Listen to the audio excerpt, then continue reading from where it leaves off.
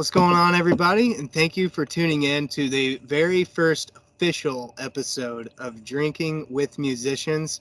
Today, I have the pleasure of hanging out with Noah Rauch, who is a really phenomenal musician that I just can't wait to talk to now for the second time, because the first time that audio did not pan out for the video and we lost it.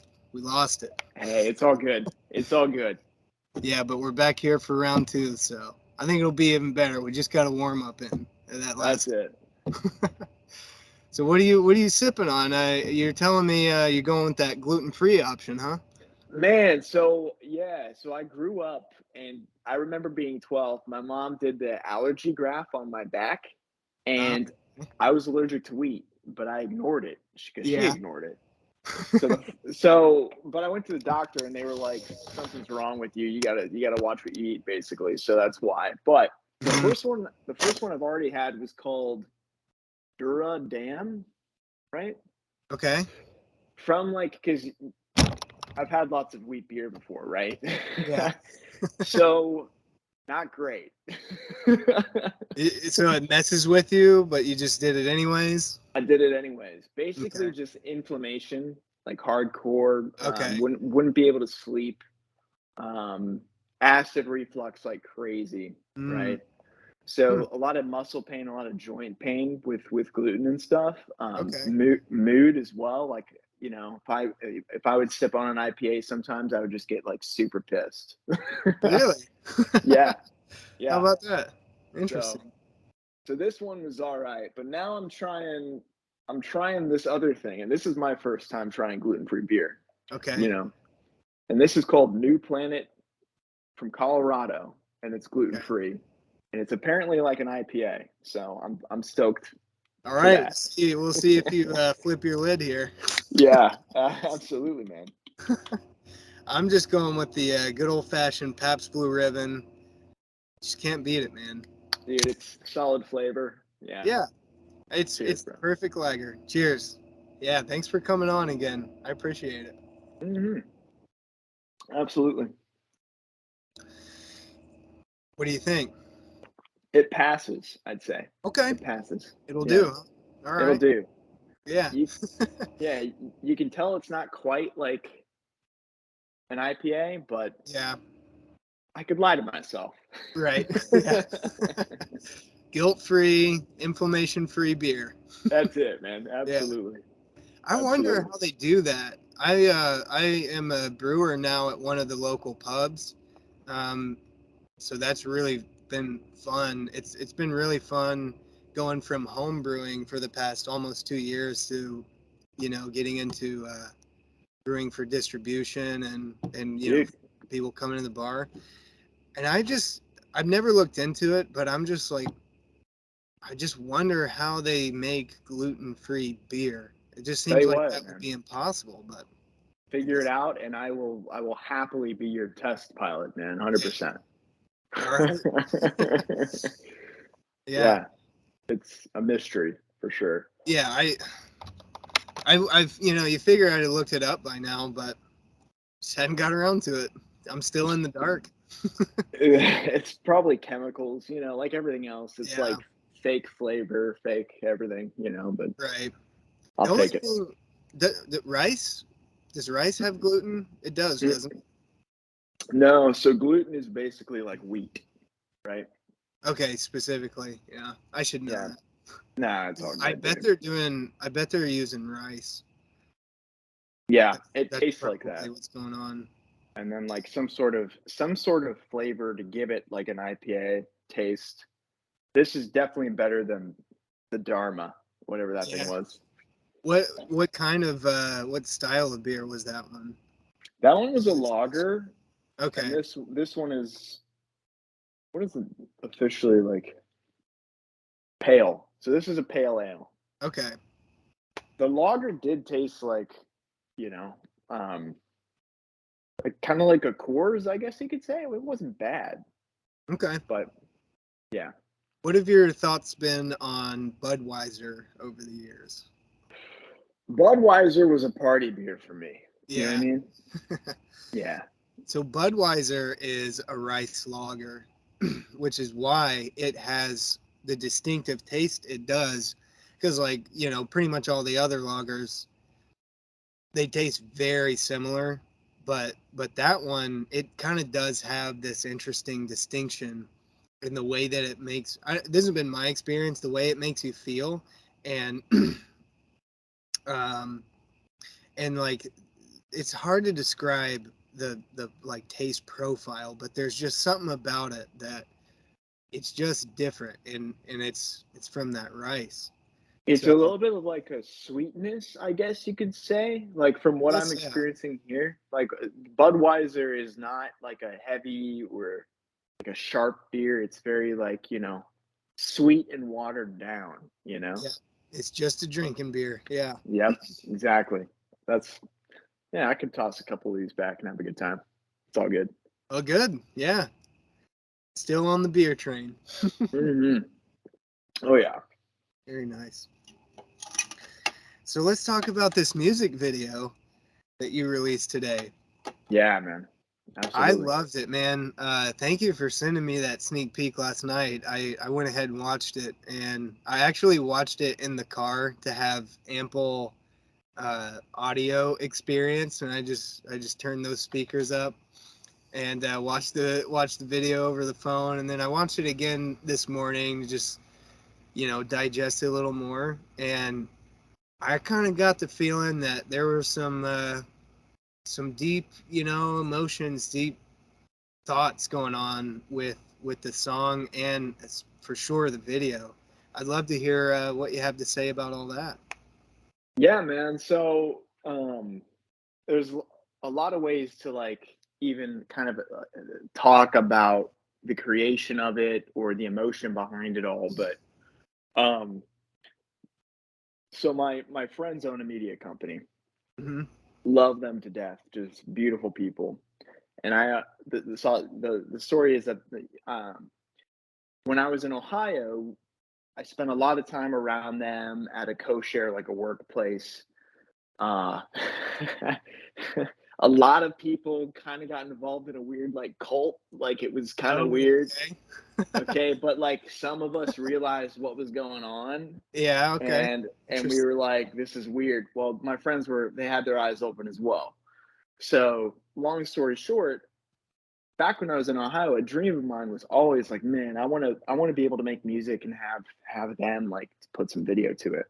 Yeah. And I had the song finished, Faded, which Hmm. was not its name. I think it was probably like Project 98 because that's how I roll. They're just project names. Yeah, yeah. But I sent it to my buddy randomly because I felt like, a calling to do so. Like, hey, send this to Andrew.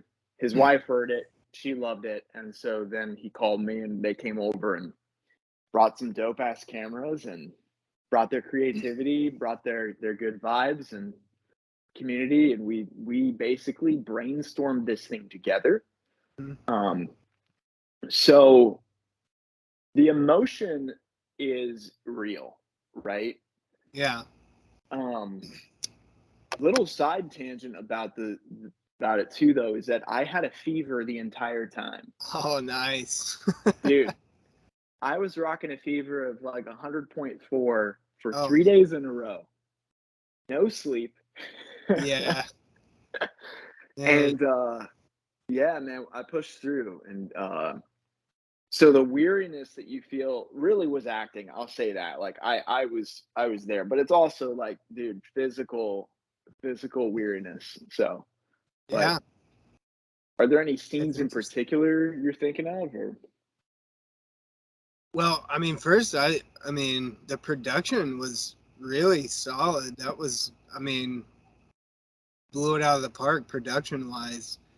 dude? And the creativity behind the video was super cool. Like my favorite part, just sheer creativity wise, was because that's your wife in the video, Yeah, right? Yeah. So yeah. it's when you get to the part of the song "Slow Dance with Me" and you're dancing, and then that camera goes over that Oh yeah. tree, and then it's just you there. That was super cool. I love Did, stuff like that. did you catch the smoke in the background? I did, but I know what you're talking about, but you mentioning that it kind of registers that that must be there for a reason. Dude, they're a legit media company, so Hmm. they're spraying cans of atmosphere, you know what I mean? So Hmm. smoke is pluming in these shots, and Super so cool. everything was dope, dude. It was so cool. Yeah. Um, yeah, and we just, it was awesome. But that scene was Andrew's kind of idea. He was like, "All right, I'm gonna pan," and my buddy Andrew, he was like, "I'm gonna pan behind this tree," and then he's like, "Okay, run, run," you Yeah, know. yeah, yeah. And It's so, funny you say that. The first time I watched it, I thought that was so cool. I love that. And then when I watched it again this morning, I thought, man, that was so cool. I wonder if she just ran while they did that shot, or if like they did some kind of edit where, But that's pretty funny. That's exactly how it happened. she ran. We got rained on. Like there was Ah, that scene. Like it was, dude. It was so awesome. mhm. But the emotion of loss, like there are moments of video that weren't released, right? And so after she ran away, he kind of came up to my face a little bit, which you do see my eyes kind of go a little bit like empty. But Mhm. then, bro, like I just like went full into it, you know what I mean? And that Yeah. didn't make the video, which it's Oh, fine. yeah. Um, but yeah, I think that it. So I've gotten a lot of reaction from the video. A lot of people have said it's very beautiful. Some people have said it's very sad. You know, Hmm. I prefer to pay attention to the beautiful comments. Yeah. Well, I could see the sad part. It definitely bears an element of I mean, I feel like loss is a good word, and maybe that, or I don't know, change, just like change that perhaps was very unexpected, maybe even abrupt. That's kind of uh, negative emotions that those are two negative emotions I experienced from the video. Not, saying that negatively, but, I kind of felt that, uh, you know, that I kind of got into that headspace a little bit watching it too.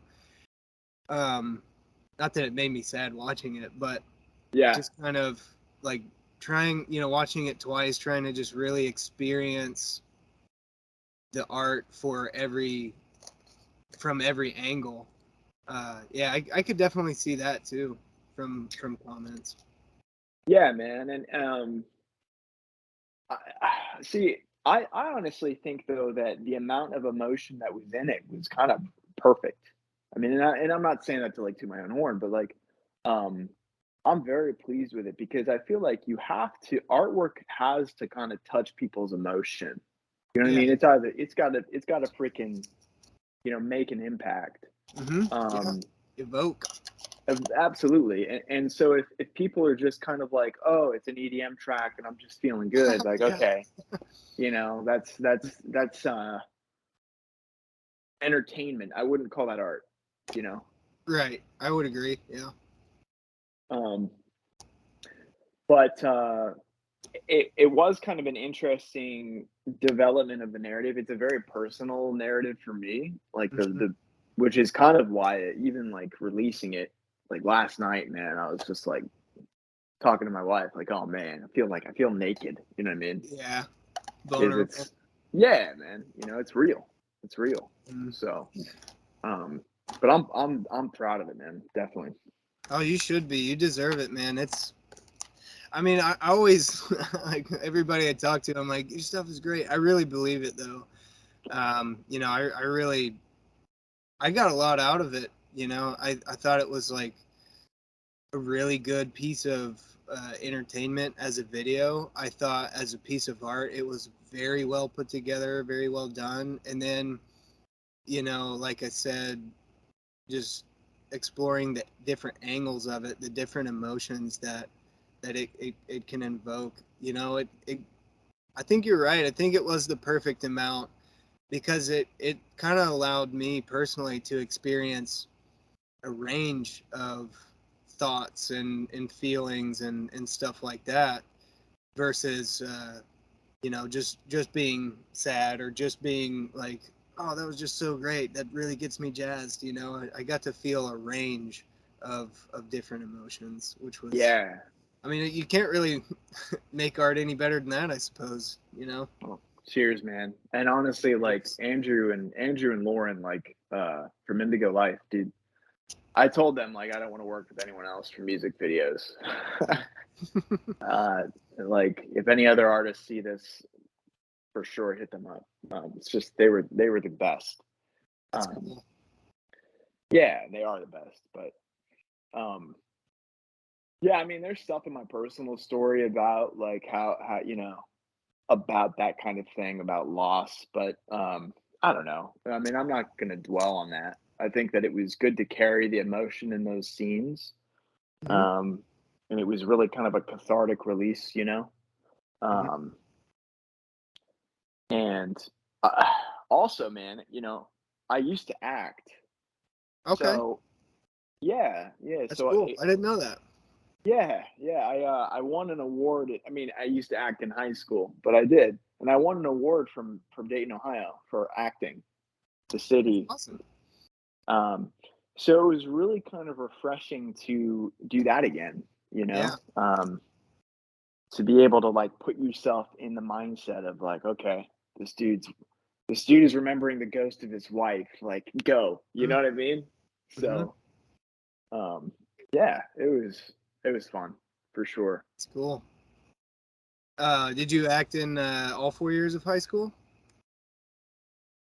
I did, I did Nice. Musicals, regular, everything, both. everything. Nice. Yeah. That's Did cool, you man. did you do the same thing? I did musicals. In my junior year of high school, it was Guys and Dolls. So Oh that was yeah, pretty cool. I was Nicely Johnson. That was a fun role. And yeah. then my senior year, it was Music Man, and I was in the barbershop quartet, which was a lot of fun as well. So that was pretty sweet. I That's enjoyed awesome. it a lot. Mhm. Yeah, I definitely yeah. didn't get an acting award, but but it was a ton of fun, and I it's something I kind of want to some degree, whether it's like Instagram Reels or you're doing something similar to what you've done with this video, maybe just make some kind of video where it just tells a story in a compelling, interesting way. I would love to do something to kind of bring that back into my life because I wasn't definitely the best at it, but it was just so fun. It's a release in its own way. It's Yeah, like it's just really fun, especially if you've been and with your own life and your life experience. Like if you have different emotional depths that you right. can tap back into, Hmm. or joys or heights, because I feel like every action equal opposite reaction, like deep high, right? Right. Yeah. So that was the liberating thing about acting for me is being able to just go places you couldn't go normally, Hmm. for sure. I could Um, probably do a pretty good job acting acting sad. yeah, man, it's because it's like, at what point are you actually acting? Or, you know what I mean? For me, it was just like, Yeah. are you re-feeling it, Right. Um, but man, yeah, my roles in high school were like, I got, yeah, dude, you would never guess, like, no one would ever guess what I won my award for. Like, hey, like, just take a guess, and it'll reveal how distant and how weird it was. Like within acting, what was the award? What was the well, no, like, what was the show? What do you think the show Oh, was? okay. And I'll give you a hint. It was a fantasy show, like so not Guys and Dolls, not like Yeah. anything like that, like a fantasy show. Oh man. In high school, though. Yeah. So, gosh, yeah, that would be hard to guess. There's not a lot, right? What is a fantasy high school production, right? I mean, I don't know.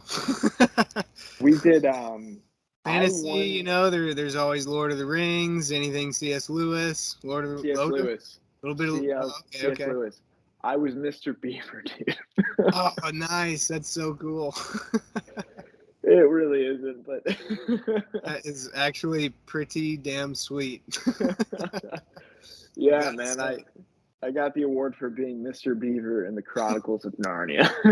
that is so funny. Yeah, man. Yeah, Yeah. that's probably the first time I've heard of such a thing. Yeah, I don't know that anyone could repeat that. I mean, yeah. Yeah, probably not. I mean, I think you set the record for once and for all. Oh man. Yeah, yeah. That's But funny, dude. yeah, it was worth it. High school was high school, right? Glad Yeah, it's way the heck over. yeah. Oh man. Um, that's pretty funny, dude. But that makes me want to go back and like watch the movie because I kind of don't even remember Mr. Beaver in Lion Witch and Wardrobe. That's exactly why it's the weirdest thing in the world. Yeah, I know, I know. Who Yeah. cares about Mr. Beaver, dude? I'm not gonna lie, right? Like, what happened to me in high school was I got stereotyped by my teachers in the Okay. sense that I was very jovial and Mhm. very energetic in high school. But then I like legitimately got depressed, like most high schoolers do. Anyone with a soul or a heart Yeah. gets Yeah. depressed in Right. high school. Mhm. And I was getting pissed off because it was like, y'all keep putting me in these roles of like fucking Mr. Beaver. I want to be Aslan. I want to be like, Yeah. I want to, I I want to want to be be, somebody here. I want to be where the drama's at, you know? Yeah. Um, 'Cause that's what I feel, you know? Hmm. Uh, Yeah. but yeah, man, that's, you know, I It is what it basically, is. I did every scene with a different accent. And so, That's even better. because, because I did that though, it just like the audience thought it was hilarious, and whoever was judging from the city of Dayton was like, "Here, that was great." Here, just take this home, put it up on the wall somewhere. Yeah, I don't even know where it's at. That's pretty It's cool. somewhere, Yeah. but So was it a actual trophy? Was it a ribbon? What was this? dude, it's a little circular medallion with the Okay. drama masks on it. Like it's Okay. dope. Yeah. Like I'll throw it on my Christmas tree sometimes. Yeah. That's awesome. But yeah, it's nothing. It's like metal, right? It's not like silver, Yeah. It's just a thing. but just a thing. But it's Mhm. yeah, man. It was cool for sure. That's funny. Yeah. I was one of those guys in high school that like I did everything. I was I was on the football team, linebacker and fullback. And then in spring semester, I was on the weightlifting team and doing really well with that. Uh, but then also spring semester, those last 2 years, I did the musicals as well. And gosh, man, I went to Christian school, so I was also on the praise band doing doing guitar and vocals. And yeah, I think a lot of people thought it was funny to see a guy who looked like a jock, 180 pounds of just muscle, like Twisted 90% body Steel. fat, also wearing a fake mustache and a weird little hat, singing falsetto in a barbershop quartet. Like the contrast was it's probably really interesting to observe for like all the parents. Oh man, Hmm. yeah. You wonder like a lot of those parents. Yeah, I mean Hmm. that's awesome though, dude. To have that like I didn't do. My parents wouldn't let me do football. My That's mom was not like, a bad thing, I will say. I'm questioning how I'm gonna handle that with my sons because they they act like they could be some pretty good ball players, but it even at the high school level, it definitely comes at a cost. yeah, you mean in concussion realm or like how so? Just just damage. I mean, Yeah. I played 44 games of football and I only ever got one concussion, uh, which probably in terms of longevity is fine, but um, when you're I think for me anyway, I think the big issue was that I played on such a small team. I was on offense, defense, special teams, every Oh yeah. play, every game, every practice, for all 4 years, and I was middle linebacker and fullback. So I am either hitting the hardest or getting hit the hardest all those Dang. plays, and so like even right now I've got the computer on a table that's a, probably a little, well, not probably, it is a little too low. I'm already feeling it in my neck, like Ah, feel that dull pain just ramping up. But yeah, I mean, uh every most, I'll say this, most days I'm at a 2, maybe a 3 pain level out of mm, 10 in my neck and in like my shoulders back here. Um, and then some days it's like 7, 8. There's been a lot yep. of days I've started the day with 3 ibuprofen. Oh man. Yeah, Yeah. and it's just high school football. I had fun. I I'm a little crazy, so I can't say I regret it because I don't. Hey, uh, there you go. but that's definitely an issue, and I can only imagine if I'm feeling that way at I started feeling that way at 23. Now I'm 28 and it's worse than it was back then. So Yeah. check in when I'm 40.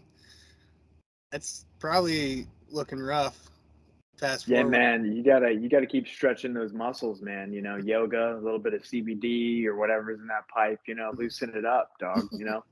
Yeah. Um, yeah, I mean, yeah, so I didn't do football. I basically just acted. I did a little bit of cross country, but I also went to a Christian school. It was Catholic, and Okay. my parents made me pay my way. So, which was kind of messed up, but it's fine. I love my parents still. Yeah. But Yeah. like, right? I even asked them one year. I was like, "Look, I can't participate in sports because I've got to go to work to help pay for high school. Mhm. Like, I want to go to my local, like Bellbrook. Why can't I go to Bellbrook High?" They were like, "We're putting you at this school." So, you Yeah. know, What it's was all that good. like going to a Catholic high school versus like I went to a Christian school and it was non-denominational and it really was really good mix of Baptists, Presbyterians, Methodists, Pentecostals, other. Yeah. So you know like everybody just kind of naturally was like, you have your theological views and over here and I've got mine over here. We can agree on a bunch of stuff in the middle, but Just gathering everybody's around with totally Jesus. cool with each Yeah. other. Yeah. you know, Catholic school is one of those where you basically always only hear horror stories from Catholic high schools. So I wonder what your experience was. I mean, like theologically, it didn't phase me because I was born and raised Catholic, and I would consider myself at this point like non-denominational. I don't go to a Catholic church anymore. I've got no beef with Catholics. I've Hmm. got all my family members except for a few are still Catholic, which is great. I think if that's great. But school was pretty crazy in the sense that like you had a theology course, you know, and you had to know your theology. You had to Yeah. go to mass. So like Okay. mass is a Catholic thing. So Mhm. I mean, it was still high school, man. You knew the people that were walking down the hallways on ecstasy. You- Yeah. you- I mean, yeah, same for us. right? We had a few. Yeah. So it was, and that was never me. Like, but like, because I was a little more guarded, I guess you could say, than to do that.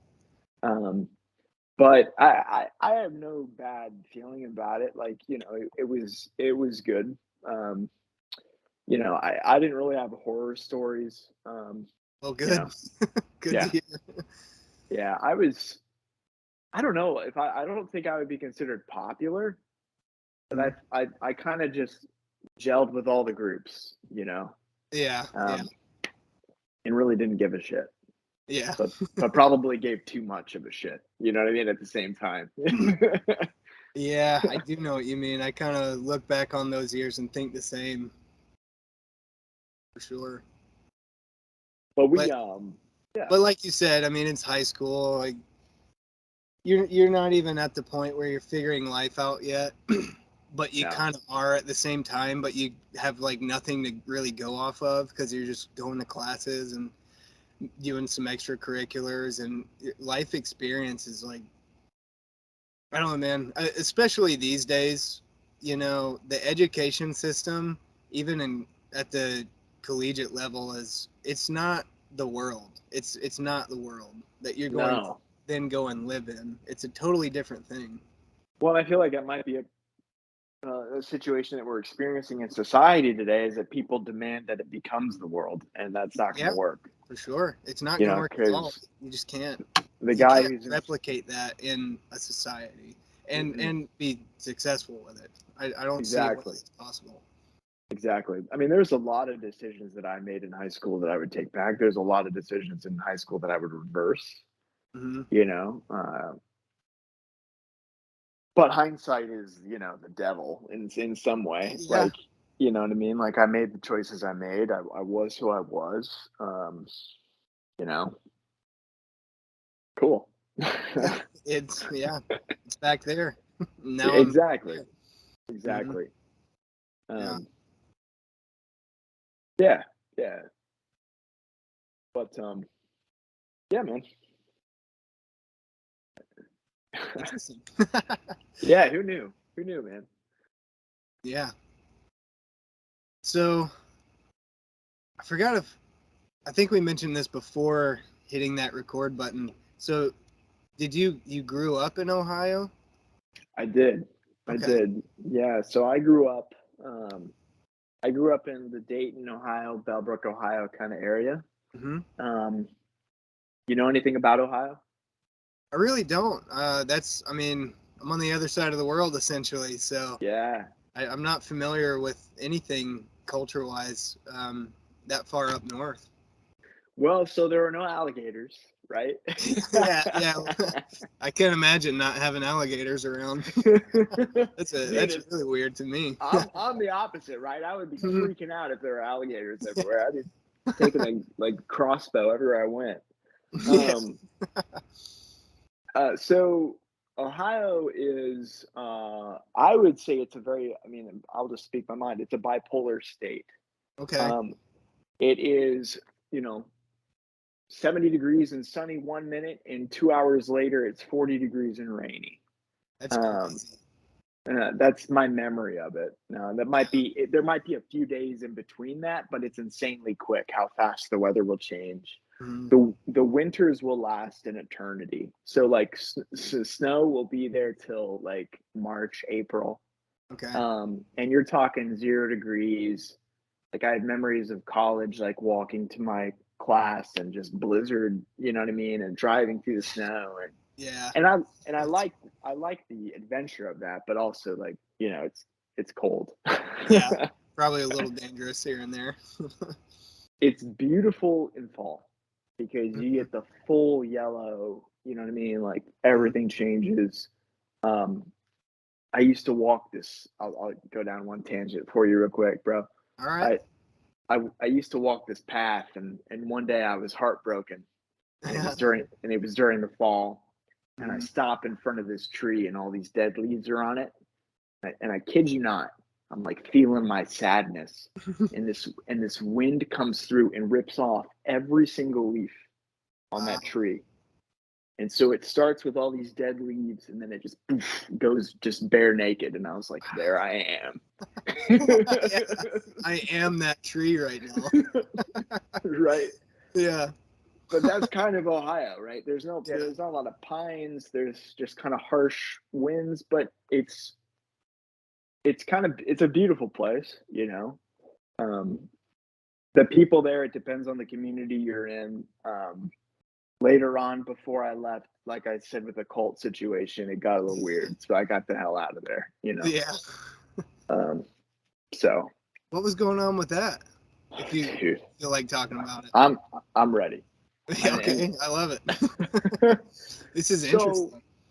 so there was this thing that was started up called Purpose Spark, and I'm gonna speak my mind because All right, let's do it. this is my perspective. This does not reflect anyone else but me. Hmm. Cheers to that. Cheers to that. So the beautiful thing about the Purpose Spark was it started off as this kind of like come together as a community, 7 people, 6 people in a small group, and you all open up to one another, and you talk about your highs, you talk about your lows, you affirm one another, you get close to your community members, and then it dissipates. The weeks are up, and the whole idea of it was like you find your purpose. So the guy who led it, like, basically, I'm not even going to talk about him. He doesn't matter. Okay. But like basically stole the idea from a Christian preacher who meant for it to be like an act, like a spiritual thing, and then he took it and made it like paganistic, which is whatever. But what ended up happening is people they kept going to it. Like, yeah, they found their purpose once, but oh, man, I want to find it again because Okay. because really the truth of it is that like we find ourselves in community, Hmm. but no one knew that. So what ended up happening is you started pulling in this group of like, hey, let's meet as a group. You started pulling in actually mentally damaged people, Hmm. and they were being affirmed by normal people. And so there was this cycle of just implosion Okay. that just rattled everything. You Yeah. had wives divorcing husbands, cheating with people. You had there was at one point a girl was in my small group. I won't name anyone. She says, "Hey, last night I had to sleep on the park bench." And my mind is like, "What the fuck is going on? Like, are you Yeah. okay? Do you need a place to stay? Like, what's happening?" Everyone else in the group was like, "You're so strong. Yeah. You're so powerful." And I was like, "This is getting to Okay. be a little bit fucked up." Yeah. Yeah. Right? Right? Yeah. So Yeah. For sure. That's a problem. exactly. And so That's something that should be looked into.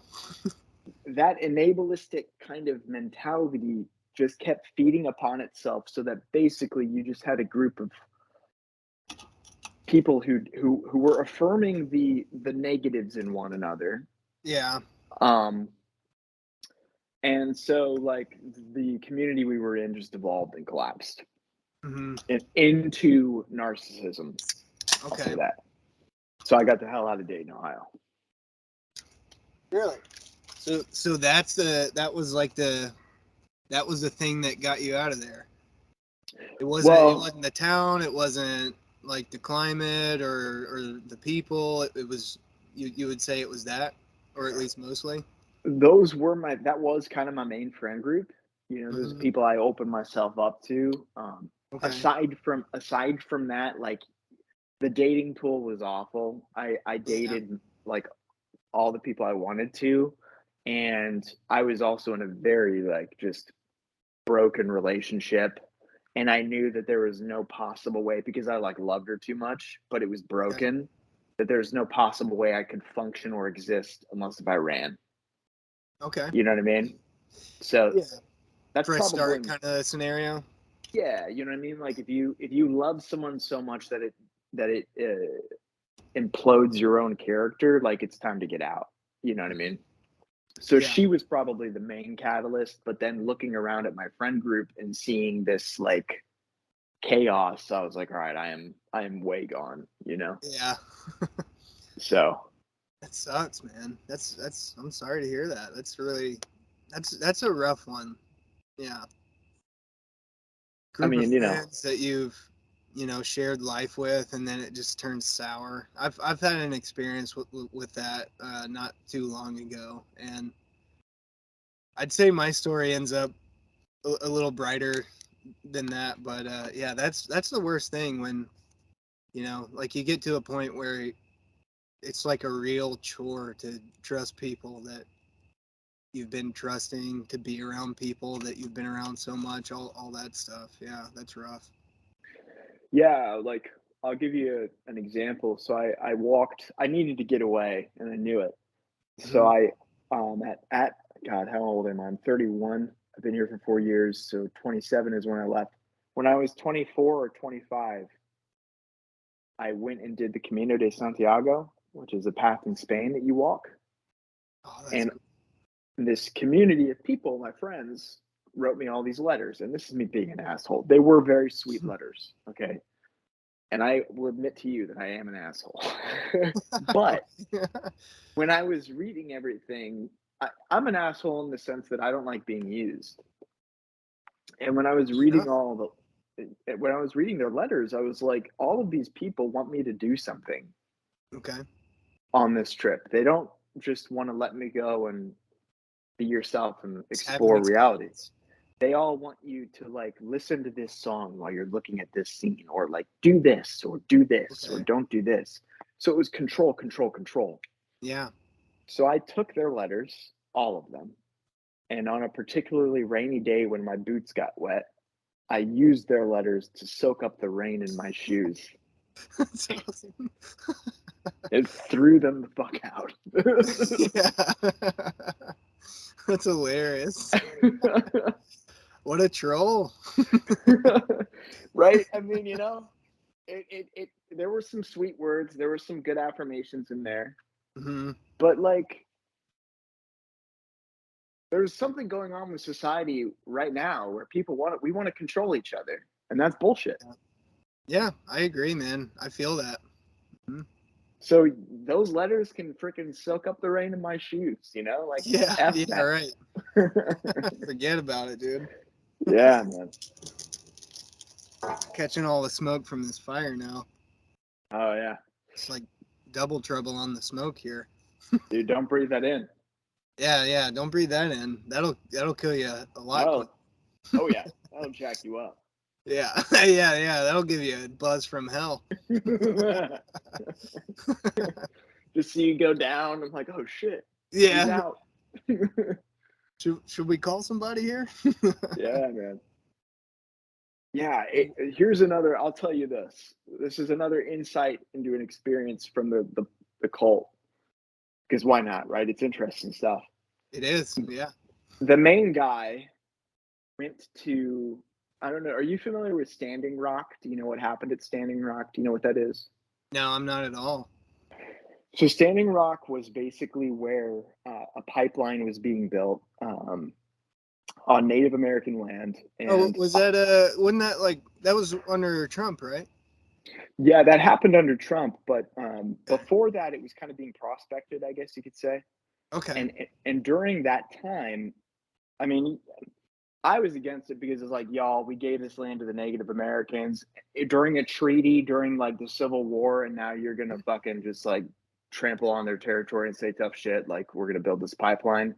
The other Okay. thing that Yep. was about it that kind of was against my character was that the pipeline went under or over the river, and if it broke over the river, like everybody's water supply is fucked, right? Hmm. So that was my immediate like, okay, we need to stand against this. Well, the main leader of the cult, and I'm gonna call it a cult because that's what it was, Hmm. went to Standing Rock and performed a ritual there. Okay. All right. Um, I mean, it's weird to me. I'm not a part of the culture, the Indian culture, but I'm a white man. It was weird to me. I'll tell you what happened.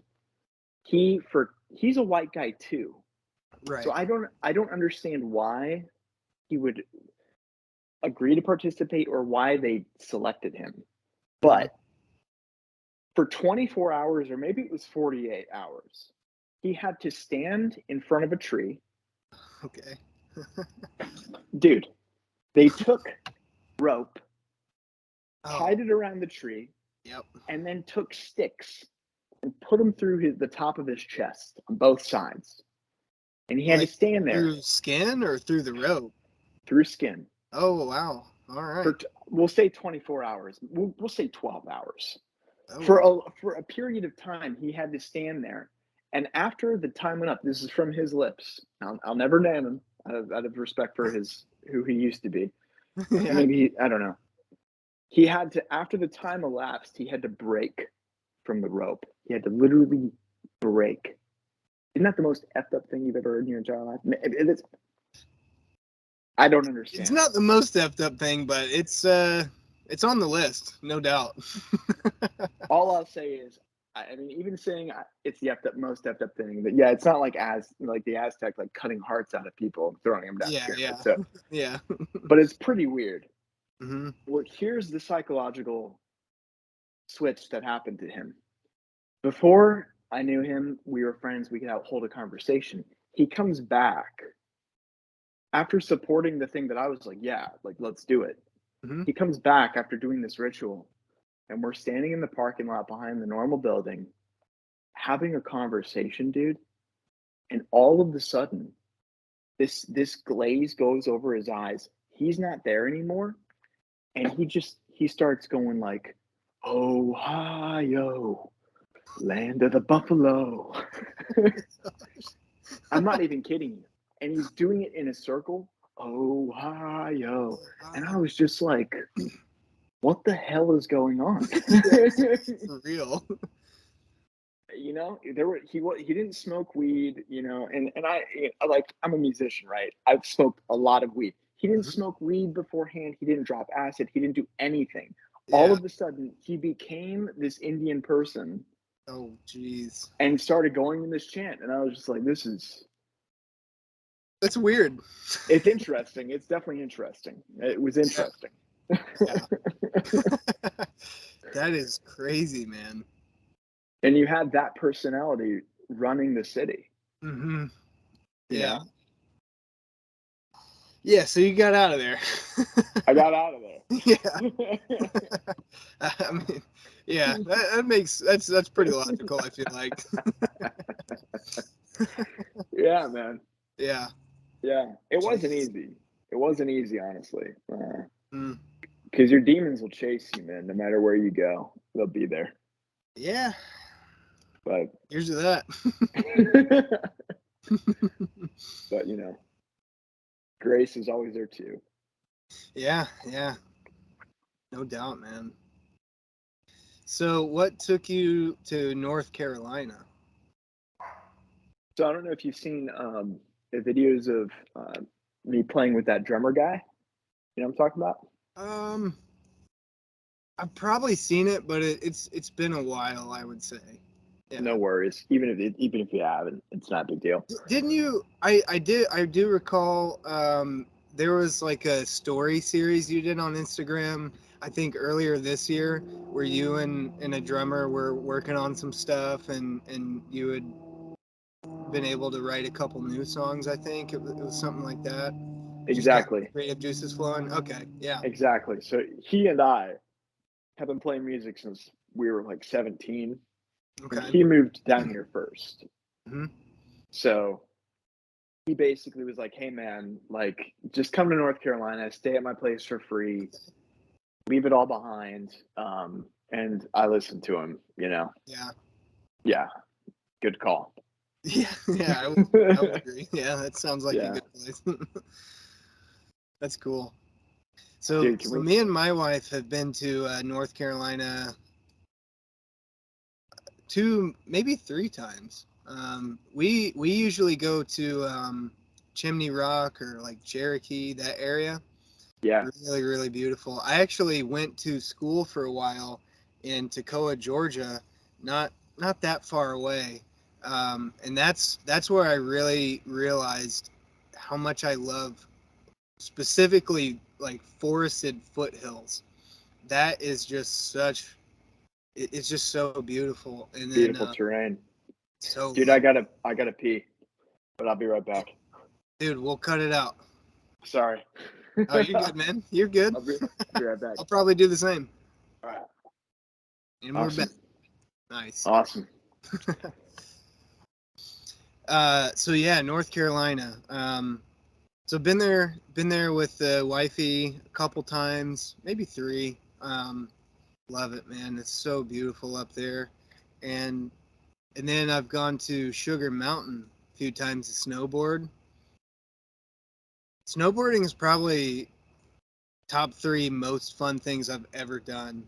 I love Really? snowboarding. Yeah, it's so much fun for me, and I try to go every year somewhere, and just typically I'll go to Sugar Mountain because I'll go in February, like late January, early February, when it's not so crowded because kids are back in school, holidays are over with, stuff like that, and uh, like there was one time I went with the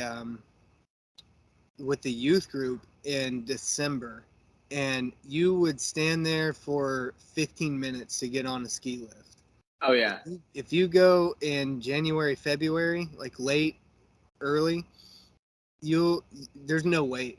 Typically, there's not even a wait. You just get on that bad boy and you go up to that double diamond and just ride it. Damn, man, you would do diamonds, Yeah, I do. Yeah, I mean, because here's the thing, it's not Colorado, it's not Utah. A dude. double black in North Carolina is probably like a blue over there. So Yes. once I learned how to carve or shred, whatever you want to call it, it's if you feel like you're getting too much speed, you just veer off to the right or left, and now you're at a comfortable pace again, and you're good to go. So once I Dude, figured that out, I mean, greens and blues were like they were like riding a tricycle. It's like, what do you want a tricycle cake, for? cake. As a reward for the sales team that I'm on, we went to Vail, Colorado, Oh, nice. and I thought I could ski because of Ohio, right? And I Okay. could do blacks in Ohio. Hmm. Dude, I have never eaten so much shit. Yeah. I was Those just slopes are dying. legit, man. I've never been on one, but I've talked to people who have, and I mean that's where I got what I just said. That like you can go on a double black on the East Coast somewhere, and it's not the same thing. It's a It's a blue. green. It's a green. I'm Okay. telling you. Yeah. They, All right. dude, these slopes, like I thought I could carve. I thought I knew my stuff, and I just Mhm. ate shit all the time. And my boss came up to me after like the fifth time of me imploding, and he was like, "You okay?" And I was pissed. I was like, "The fuck you think?" I Yeah. was Yeah. like, You "I'm took us dying here. out here." We could have got the Cabo. Could have just been drinking margaritas on the beach. Everybody's happy. Oh man, yeah. Man, that might have ruined skiing for me. But nah, it's all good. Do you hit the slopes anymore? That was literally this year, so I haven't Oh, since. okay. Well, I guess it was like last year, but Last relatively, season. yeah, last season. Mhm. Um, no, man, I haven't since. I would, you know, um, but when you're in sales, and dude, I kind of envy the brewing life, right? Like you get to create, you get to just Yeah. chill. Hmm. Like Get when to you're in drink a beer at sales, work. man. Oh yeah, dude. Yeah. It's a different animal. There's more ego. There's goals. There's I'm the Yeah. man. I'm the fucking man. And it's like, like okay, you know what I mean? Yeah. And then if you're having a rough week, if you had a rough month, you got this manager who's like sit you down and they're like, so what are we doing wrong here? Like how can we Exactly. how can we improve your verbiage? How can we improve uh yeah, I've been in sales too. Dude, it's like, yeah, so let's talk about your attitude. I'm pissed because we're having this conversation. Yeah. After I've been doing 1.2 million, you know what I mean? Like, what do you want me to do? Like, Mhm. go away. Like, whatever. It's Yeah. it's for the birds, man. It's for the Mhm. birds.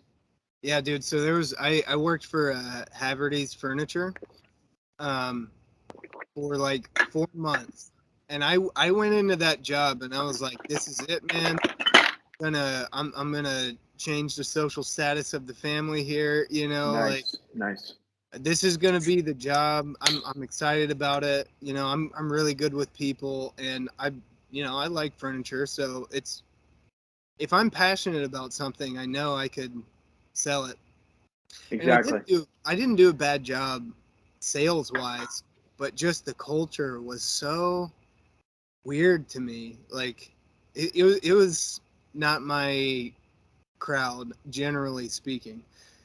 There were a few people I really appreciated and respected, and then some people where I'm just like, if anybody has a beer with you on Saturday or Sunday or whatever, like there's definitely a God, because you know you are always just angry or annoyed, Mm, mm. and then you put the face on for the customers. I didn't like it. That part of it, I couldn't jive with it. But the funniest story I probably have from those several months. Um, there was one day. It was like a Sunday afternoon. It was pretty slow, and so all the salespeople are congregating around the computer, where we would type in what happened after your What? customer leaves, right? Because you gotta type out like a paragraph report, and basically basically the reason behind that was if somebody comes in the door and doesn't buy something, the hierarchy wants to know why from your perspective. And there's one day, it's slow Sunday afternoon, we're all just kind of hanging out at the computer, at the front of the store, and I'm just being the funny guy, right? And I've got like three or four of the other sales reps behind me, and I'm like, watch this. And so I type in, this bitch comes in, wastes all my time. Like I type in this totally ridiculous thing just to be funny, and then I delete it. And then I type in, uh, so I got her name. So and so came in. She's looking at whatever. She's looking at a sofa, but she just doesn't want to pull the trigger at this time. Is what she was telling me. And I send that. That's what I submit, and everybody's laughing though. I've got like three or four people, watching me type in the absurd, and Yeah, I'm just absolutely. like, oh, that's so funny. I think I might do that. That's pretty funny. And next thing I know, like 2 days later, I go in, and the regional manager and the store manager sits me down, and they're like, so why are you talking that way about a customer who came in to have a good experience here? And I'm just like, I know exactly who told you. I know exactly No. who ratted me out, and Oh yeah, it no. ended up not being a big deal. But they were just like, because the regional manager, he was a bit of a troll too, but he was like, clearly he was just doing his job, he was just doing what he had to do, but I could just sense that he couldn't laugh, but he probably wanted to, he probably wanted to be like, yeah, what, you obviously you didn't submit that, that's whatever, why are we here?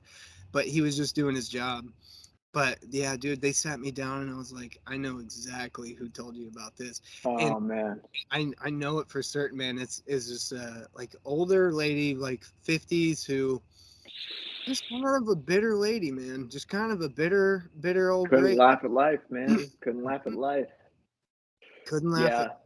And I was like, she definitely did that. And she's one of the people sitting behind me laughing. Like she was literally laughing, saying that's really funny that you just did that. And and then she But you beat could feel me you, out. you could feel the other side of the pancakes, so to speak. You could feel that like, oh, like she's gonna burn you alive at the same Hmm. time. That's the Yeah, worst. yeah, I don't have that where I'm at. I have that's good. it's more like sad because I've got one guy who comes into the office, and this is just about life in general. Like even looking at God, who's the Tom Brady getting a divorce with whoever, right? Yeah, these guys will define themselves. I think it's a man thing. I think that we define ourselves by how well we're doing at things. Mhm. You know what I mean? Like, oh Well, I man, mean, I'll in some sense, you do kind of have to, but you just can't let it. eat you alive. Yeah. Yeah. Like, I don't have a billion views on my music video, but I'm not gonna like lose sleep Right. You're over not gonna cry about it.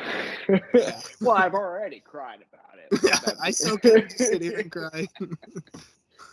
but I feel like some people don't know how to draw that line, Hmm. and so they'll let their entire world implode around them because they don't know how to not let it become everything that they are.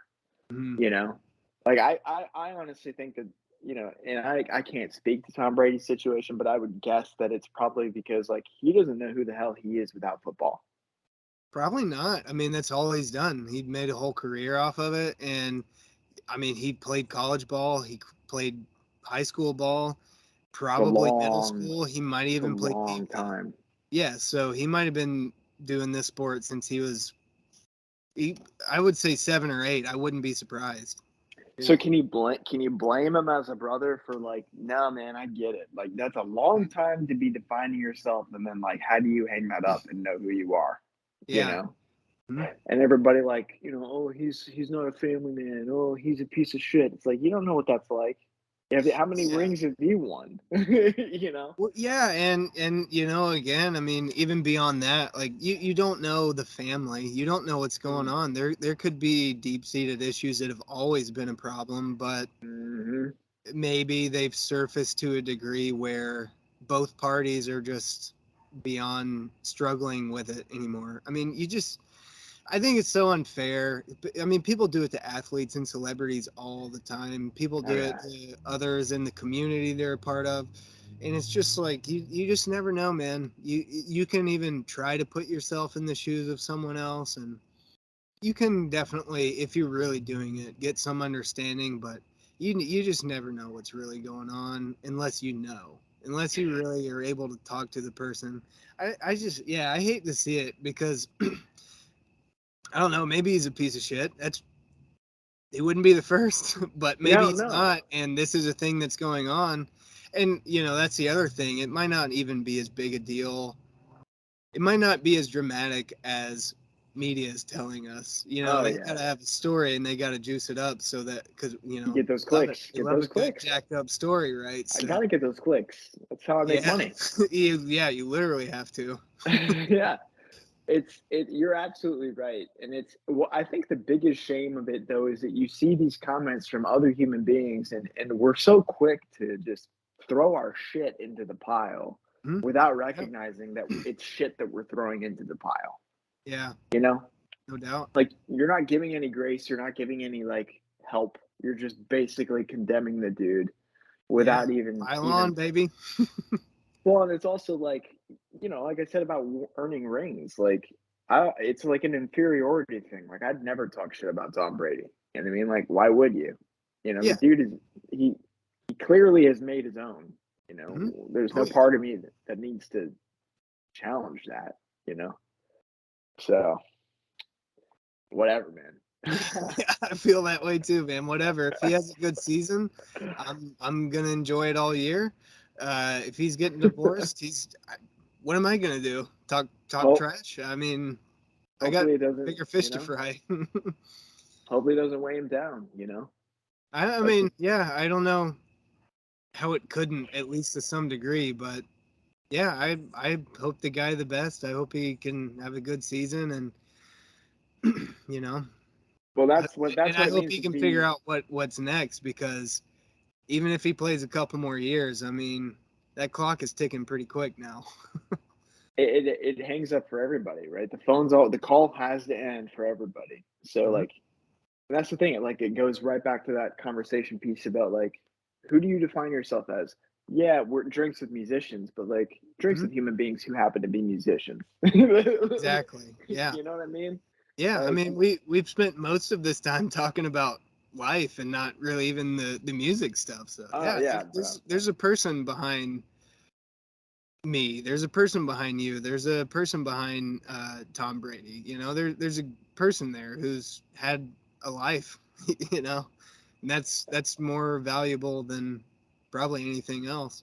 If you can extract the lessons and the good and all that. Absolutely, man.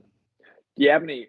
I guess I should ask. Like, do you have any questions about music? Should we loop it back in? Like, what do you Yeah, I about? suppose it's that time. Yeah, we could go back into the music stuff because yeah, dude, it sucked that we lost that first episode because I feel like we got into a lot of good conversation about creativity and specifically on the music end of things, and then it's talking about your albums and the songs, and we lost it.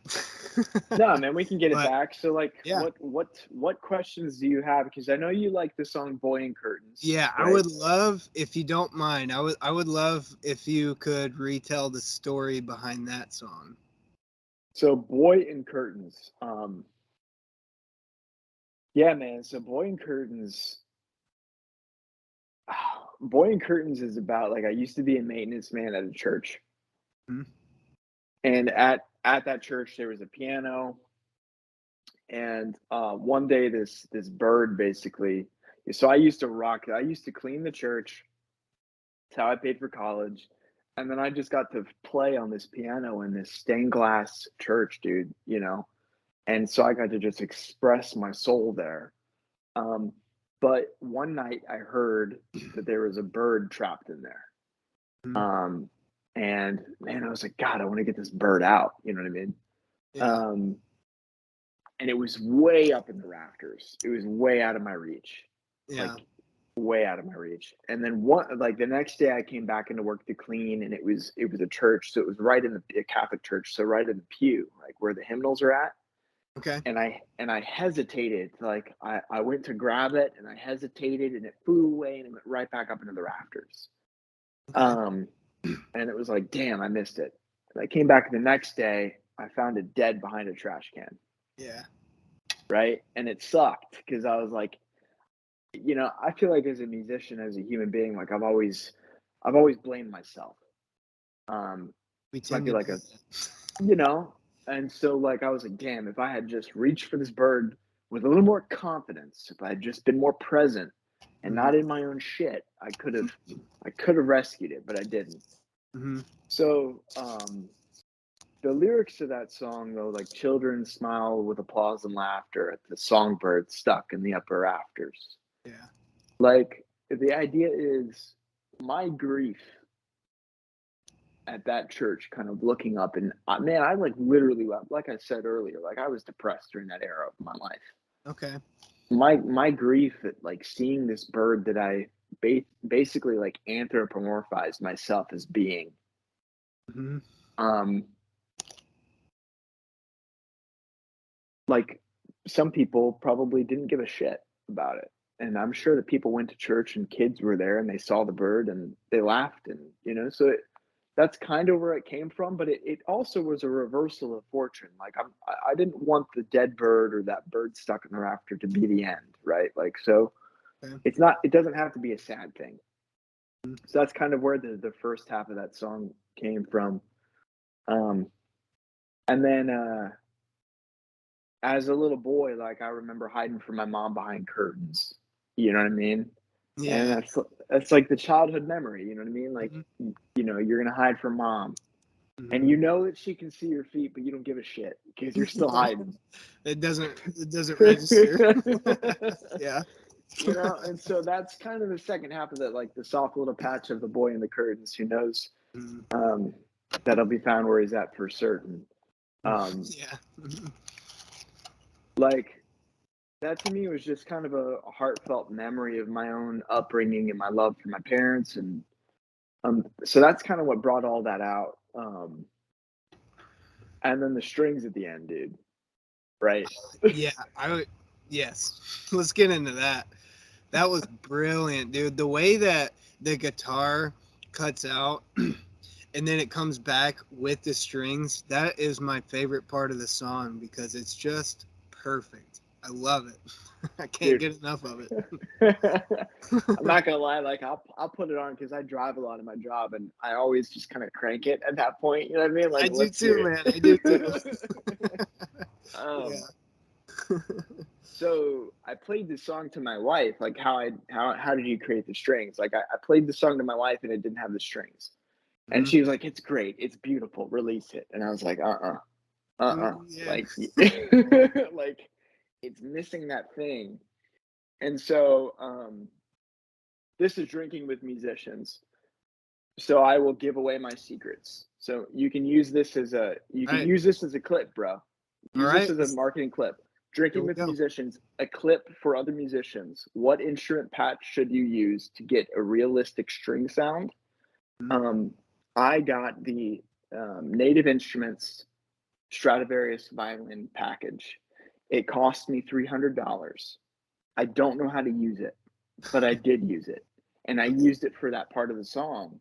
And $300 is an investment. I mean, I paid it, No doubt. but um, it allowed me, it enabled me to find the voice of that violin within me. You know what I mean? I'd always dated girls for violins. I'd always reached into other people to play the violin. But to hell with that. I'm playing the violin now, you Yeah. know? I like it. So at the end of that track, dude, I just like, and it's interesting too, because I'm right-handed. Okay. So I like literally put my left hand on those keys though, and just wrote this piece, and I could feel it, you know, from the depths of my soul as I wrote that piece. Mm. I honestly think it's one of my best tracks. Like, I love it. It's great.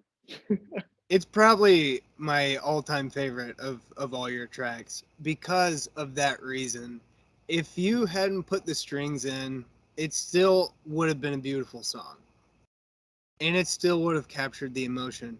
But adding those strings brought it to life in a whole next level kind of way. It just added something that it's like it added something that needed to be there to just really drive the song right into your heart. Exactly. Yeah. Exactly. You have my express permission to embed this track in this video if you want. But All like, right. yeah, man, like it needed to be there. And I told my wife, I was like, God, like it's missing that. It's missing that, like that I hear it, you know what I mean? Mm. And so that's how that song was born. And then the flip end of that narrative about the dead bird at work. So, and I think I told this to you, but I'll tell it again. Later on, after that first bird died, I was cleaning the school because it was a Catholic school and church. Yeah. And there is this Mexican lady. My Spanish is not great. And she came up to me and she was like, you know, hola, hola, like, you know, this, right? Hmm. And I was like, what? Like, por qué? Por qué? What? You know, like what? That's why I think. Whatever. So I followed her. Why? Why? Why? Why? Why? Why? And Why are so you doing that? I was like, butterfly, butterfly. And she's like, no, no. So she gestures over, and there is this elevator, and Hmm. the doors of the elevator open, and I look up, and there's a sparrow, the same kind of bird that died in the church, trapped in the elevator. And I was like, not today. Yeah. Not this time. So I got a step stool and just grabbed the thing. I Hmm. didn't hesitate. I grabbed it, and I looked at her, and dude, you know, I think the most beautiful thing about humanity is sometimes when people will smile at you, like you see the face of God in them. You know what I mean? And Yeah. we couldn't speak the same language, but dude, her eyes lit up when I grabbed that sparrow. Yeah. And it That's was like, you know what I mean? Like you got it, you yeah. know? Let's go. Yeah, like we both were happy that I got it. So Hmm. I grabbed it, I walked outside and it flew away, you know? So it was a little redemption to the sadness, you know? But that's Boy in Curtains, man. I love it, man. Yeah, that's such a good song. I love that song. Thanks, man. I do too. I It's wanted great. to mention this last time, and then for whatever reason, I decided not to. But I'm just gonna go for it here. The when I heard that song initially, before telling that story, so how are you with like, so every song you write, obviously it's coming from an experience, it's coming from thoughts, emotions from you. So like any song you're gonna write, you know what you mean, but it can be pretty easy to write a song that can mean something different to somebody else. Yeah, yeah, That's also really powerful, but not necessarily what you had in mind. Are you pretty cool with that? 100%, All right. 100%. So I listened to the song, and dude, I mean, again, man, I don't want to chalk you up too much here. I don't want to flatter you, but Whatever. my brother-in-law, who is much like me, um, just loves good, just legit art, you know, good literature, good music, stuff that goes a little deeper than the norm. I played this song for him, and I was like, dude, this has got to be the best poem written this whole century. I was all about it, man. I was just like, this is so good. And so I'm listening to the lyrics, and I'm like thinking of, because people, I don't know, I'm like an ambivert, you know. What do you mean by ambivert? I am very I'm very good at socializing, but it drains me. You know, Okay. like I'm Yep. not a stay at home. You know, I'm not like a homebody or anything like that. And I can have good, meaningful conversations with anybody. I haven't found somebody yet that I can't ask some question that gets them talking about something they're jazzed up about. So like I can talk to people. I'm social, but that drains me. I need solitude to kind of recharge. So Hmm. that's what I mean by that, where I'm perfectly fine at socializing, but I need solitude to recharge. And so listening to the lyrics of that song the first time just brought that up in my mind, of like all the times that I've needed to just, I've felt the need to just be alone, the need to just like, for 1 week I could just be the only person who existed, man. That'd probably be so nice. And then thinking, like the effects that has on, my wife, my kids, my family, that, you know, it takes so much to be a present father, to be a present husband. It really can, especially for me, it can really take it out of me. And just kind of having this train of thought evoked by the lyrics of the song, of kind of feeling like that boy in the curtain who's like, everybody knows where you're at, but you're not there, and um, just thinking through, you know, how important it is to you just give, man. Give yourself up for the people who really need you the most, and to try to become more present. And I'm trying to remember, it's been a while since I've thought about it. That was a big piece of my thoughts, based off of the lyrics. There were a couple others, but And the band begins to play. You're having to be, and the band begins to play. I've got to give this thing now. I've got to show up. Is that kind of where you're at with it? band begins to play, and it all just spins away. Actually, that also had kind of an individual, um, thought, that evoked like its own individual set of thoughts for me. Like the band begins to play and it all just spins away. I kind of got on this train of thought of thinking through, um, like once life gets going, and you just got to get into a swing of something. All the stuff you get really concerned with and really worried about, they kind of dissipate when you're tired because you've really been doing something with yourself, Yeah, man. when the schedule is pretty well booked, you just don't have the energy to be perpetually in fight or flight mode, just like worried about anxious. Bullshit. Yeah. Yeah. Yeah. And so that kind of got me thinking too of just like, what I think we said it earlier, something along the lines of, did we say it? No.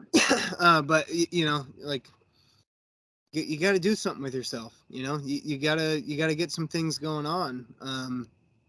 And you literally, I mean, for in one way you won't be anxious because things are happening. The wheels are turning forward. Even if they're not going necessarily where you want, they're still going somewhere instead of Yeah. backwards or nowhere. Um, and then in the other sense that like if you're you know if you're actively trying to be a present, in my case, father, husband, friend, somebody who's not just pouring your beers, somebody who's actually trying to get to know you in a genuine way, somebody who's not just having so many baseline superficial interactions with Hmm. people in their lives. um I don't know, man, it's just so important and it's exhausting, but it's just medicine that, like the song, in the instance of the song, it all just spins away. That's a good way to put it, I would say. What's yours, man? I'm glad that yeah, I would give all that to God, right? Like Absolutely. I I'm just honored to be able to even bring a song like that into existence. You know what I mean? Hmm. Um and I'm honored to, you know, that it inspired you too, bro.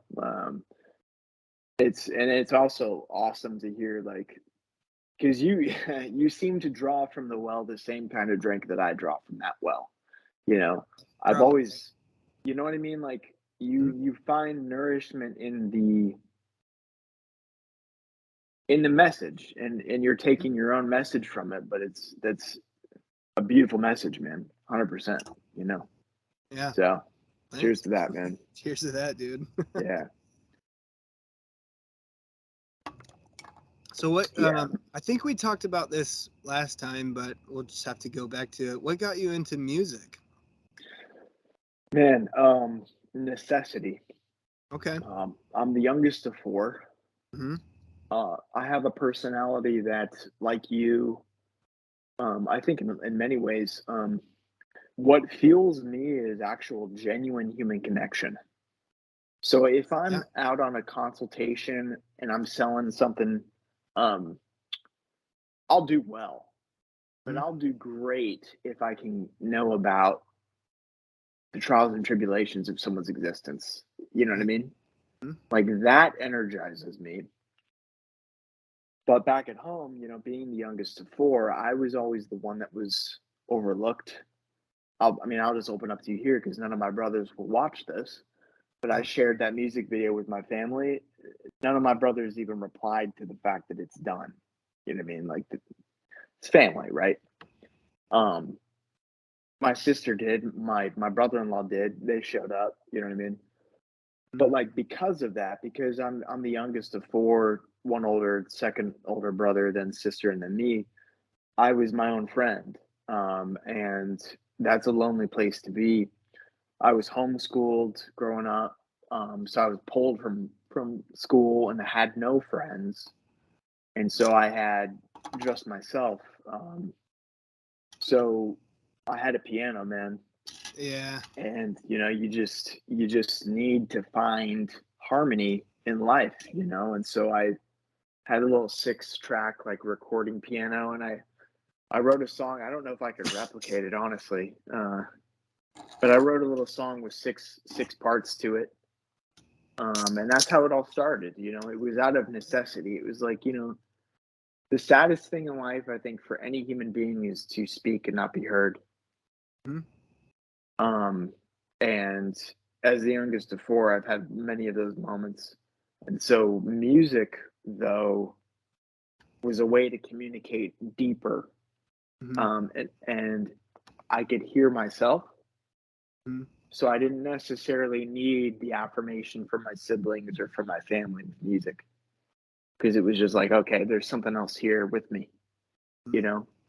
Um, so I started writing music at like, I don't know, 13, 11, something like that, but it was all on piano. And my brother Joel was like the G on guitar, bro. Like the guy Yeah. can play, he can play songs behind his head. Yeah. He can take a guitar like this That's and just awesome. play Malagueña, the Spanish song. That's And so cool. like I didn't even try, Yeah. you know. I've never tried that one myself. So I like it wasn't until he left the house I didn't touch a guitar until I was 19. Okay. Um but I do it all by ear. I do it all by like feeling and emotion, Mhm. and play the dulcimer. This is a dulcimer. Yeah, we gotta bring that up again too.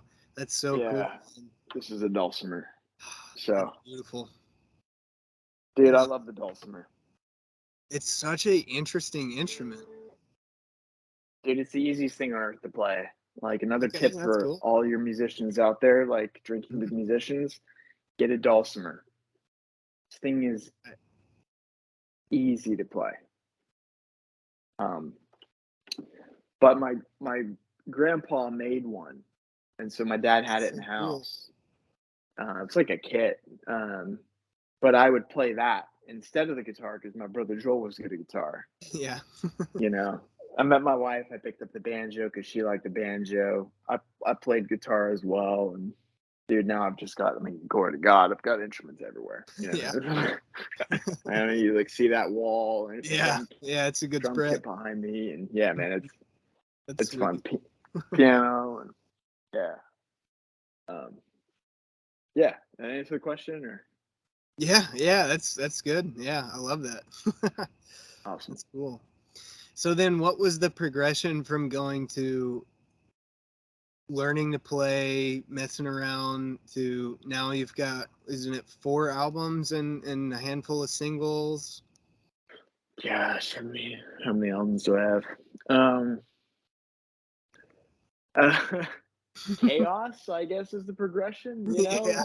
know, um, that I ever like officially released would have been "Until Our Day" is the name of it.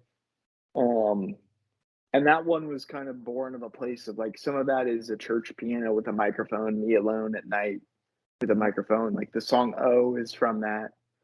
Um, some of it was done at the studio Year of the Buffalo. They would be a great band to interview, bro. Okay. Um, yeah, man. I'll let my buddy Dan know you're coming. All Love right. those guys. Love Awesome. those guys. But I recorded with Dan Severs. He's the guitarist. The guy is just like a flavorful genius with guitar, and he also had a studio. Hmm. Um, and so yeah, man, I recorded that album with him. So I Hmm. actually had a professional ear, and I did a lot of the recording myself. Um, so he was great with feedback, like, dude, your positioning of the mics is great, yada yada yada. So the evolution really was born out of necessity because you have these experiences, you have this broken heart, you have this fallen opportunity, you have this, who you used to be is no longer, who you want to be is something different. All of these things bloom new tracks. Your influences change. So like if you look at like the first album of Until Our Day to like the album Ampersand, even massive difference in acoustic. Like, Hmm. there's a banjo in Ampersand. That's because I met my wife and she wanted me to play a banjo, you know. And then if you go to the album Empty at Measure, right? Dude, I love that album. It's a good one. And I love it because it's mostly like electronic.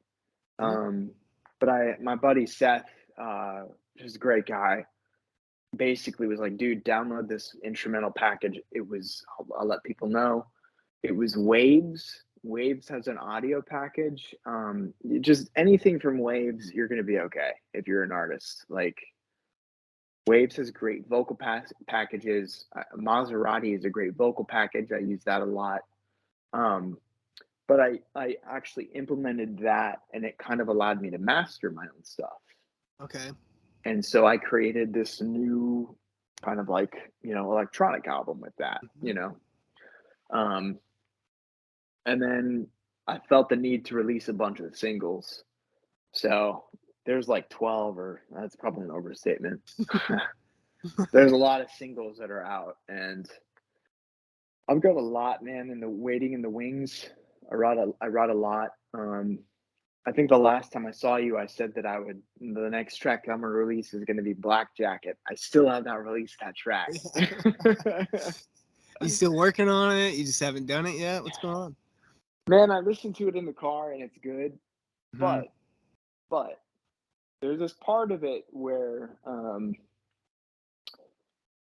everybody loves it. I've had an EDM producer say like, "Dude, it kicks. It's really good. The bass is good." I've had another friend like, "Dude, I can work out to this. It's great." But there's a part in the middle of it where the lyrics are like, um, oh God, I forget. Begin to put me back on top of your hook. I'm dried and distant, lost in all that you took. I'm waiting for you. We fit like belonging. My distant lover, comfort in the song. You and I begin. Right, and I'm exploring a lot of emotional depth there, but the instrumentation right now doesn't reflect the depth of emotion. Okay. Yeah. And until it does, I'm not ready to release it. Yeah. you know? So like Boy in the Curtains, it's good, but it needs something. It needs something. And what's interesting is that everybody I've shown it to, they're like, let it go. Like, it's great. Yeah. And I'm like, yeah, but like, I know in my soul that what I'm saying in this moment is like the breakup from Ohio. It's like why I left you. It's like Yeah. there's this something in here and it's empty. It's not there. I Mhm. need to bring it forward, you know? So until I find that voice, it'll stay forever hidden. Yeah. Just stay in that file. Dude, 100%. Yeah. Okay. Yeah, man. This is a cool little instrument. I'll show you real quick. This is also a dulcimer. Okay. Much thinner. So much thinner. Hmm. It's got a audio jack in there, Oh, sweet. Okay. right? So you can plug this thing into an amp and it sounds like a like electric guitar, Yeah. but you're That's playing cool. on that. Yeah. Right. You'll never expect it. Exactly, dude. Yeah. Exactly. That's cool. Yeah, my wife So got me I that. I became familiar with the dulcimer from Explosions in the Sky. Their last album, they used I forgot what type of dulcimer it is, but it's a percussive dulcimer. So you Hammer actually have, dulcimer. I guess so, yeah, you actually have a couple drum. It's almost like drumsticks, but at the very end they take on this like sickle shape, this like crescent shape. Hammer Um, dulcimer. Yeah, so yeah, that's the first time I ever heard of a dulcimer. First time I ever heard it played, and I was just blown away by how cool of an instrument it is. And since then, I mean, I'm always looking for it, but so few musicians use it that dude. it's really unique when somebody busts something like that out. The song when we were younger, God, what is it? I think it was Younger on Ampersand. Hmm. On that album. I don't know if you're gonna be able to hear this. Can you hear that? Oh yeah, yeah. Yep. Can you hear that? Like that track? Yeah. All on the dulcimer, dude. Okay. Okay. I thought maybe you were playing a Taylor. No, It's just man. got that brightness to it. Yeah, yeah. It's all on the upper register of a dulcimer. Like Okay. this thing, it opens the world up. That's so cool. Yeah, It's I such love a it. good sound. It's so bright, so clear. It's really nice. It's unique too. I tell people, like, sometimes I'll meet a customer and they play music and, like, "Oh, I play the dulcimer," and they're like, "Oh, so you play bluegrass?" "No." Yeah. No, something else. Yeah, yeah. I just But happen to use one. yeah, More exactly, like that, yeah. exactly. Yeah, that actually brings up something that I think is interesting to talk about is in this day and age, I almost feel like there kind of aren't genres anymore. There are hybrids of genres. Mm, And I'm coming from I'm a big post rock fan now. So, we're thinking Explosions in the Sky, we're thinking Mogwai, Sigur Rós, dude, love Sigur guys Rós, like dude. that. They're Friggin' love them. so good, man. Yeah. So good, so Um, good. they did Oblivion hymns, right? Was that I haven't. That might be Mogwai. I've never heard of that from Sigur those Rós. two? That one is so good. They do an actual hymn. It's an old hymn, and they put vocals in it, and it is so gorgeous. It's just so good. Um, but yeah, anyway, I got really into that in my early 20s, and now it's just that genre has become post everything. Like one of the other guys I've talked to, um, that's kind of how he puts it, because we, in that community now, there are guys coming from influences like progressive metal, uh, metalcore, people coming from influences based around jazz, and all these different, very different influences, but playing a similar style of music. And it's just like the lines are totally blurred, but in a good way, in this really interesting way. And like even the music I play, it definitely started out as, maybe you could call it, you could probably call it singer songwriter, maybe you could pass it for folk. And these days, the way that I play all those songs that I wrote back then, even if I'm just playing on the acoustic, it's just different. It's Mm, more ambient. It has a more ambient feel. So I always say to people when they ask me what kind of music do you play, I've just been saying ambient folk mm, or post folk, because that kind of captures what it probably really is a lot better, in that it is singer songwriter at the basic level. It is kind of folk at the basic level, but it's just so much more ambient. I'm playing slower. I'm drawing out the notes in a very different way, and all that. So what would you say? What would you say your genre is of the music you create? that depends on my mood. Yeah. Um, I'm like a man. Like, for lack of better terms, Joseph in the Amazing Technicolor Dreamcoat. If you know Yeah. that analogy, like I'm Hmm. I'm the coat of many colors, but if you look at it, it's either black or gold. And then as Hmm. you get close to it, you can see the different notches in it. Like, Hmm. so I guess the black and gold would be like indie rock or Okay. like Yep. EDM. Mhm.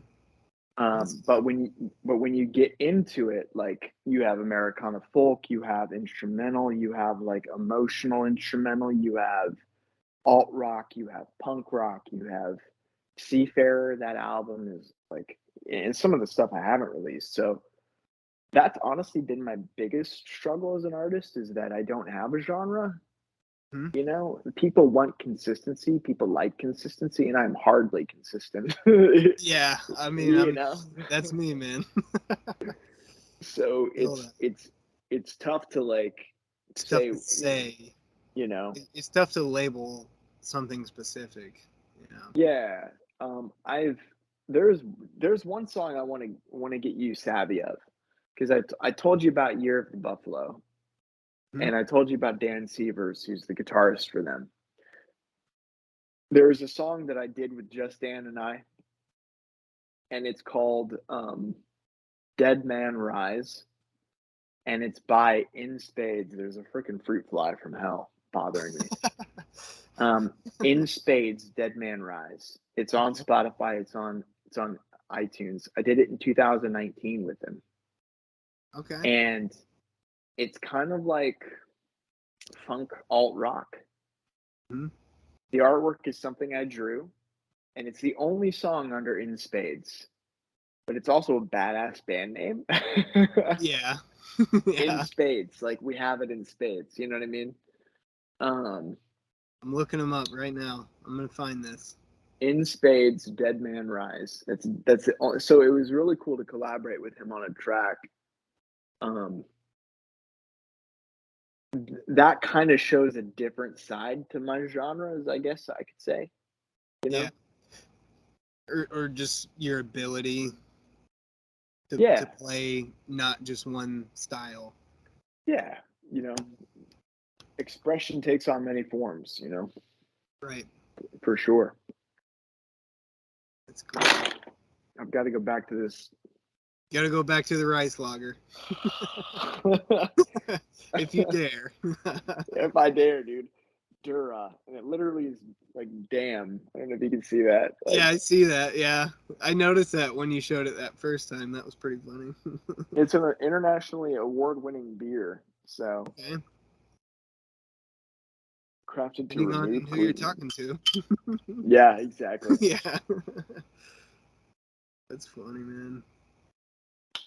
All right. Well, I've got okay, so I've got Year of Buffalo, Year of the Great band. Buffalo on Spotify here.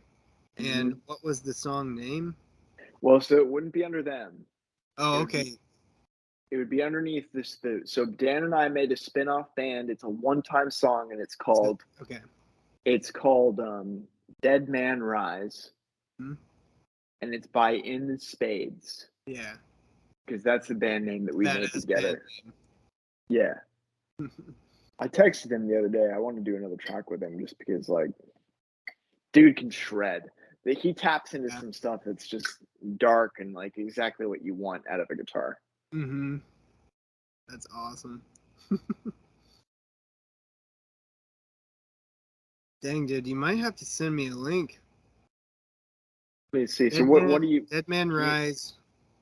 Are you on Spotify? Where are you at? I'm on Spotify. All right. So if I look up in, maybe he didn't put it on Spotify. In Spades artist. Ooh, ooh. Yeah, yeah, yeah. If you type in Spades, Hmm? it's fourth from the top. It's the weird Okay. like Egyptian eye looking thing with the three lines. Do you see that? Let's see. It's tan background. Yes. Yeah, I've got it. Dead Okay. All right. Dead Men Rise. All Yeah. right. Awesome. Yeah, I'll, 2019 I'll give that a good single. listen. Thank you. Yeah. Yeah, man. It's he yeah, it's great. That's a good one. Mm. That's definitely a good one.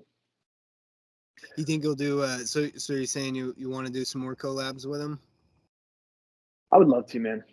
Um he produced a lot of my different tracks. He's heard the development of my art, kind of the presence of where I've been with things and Mm-hmm.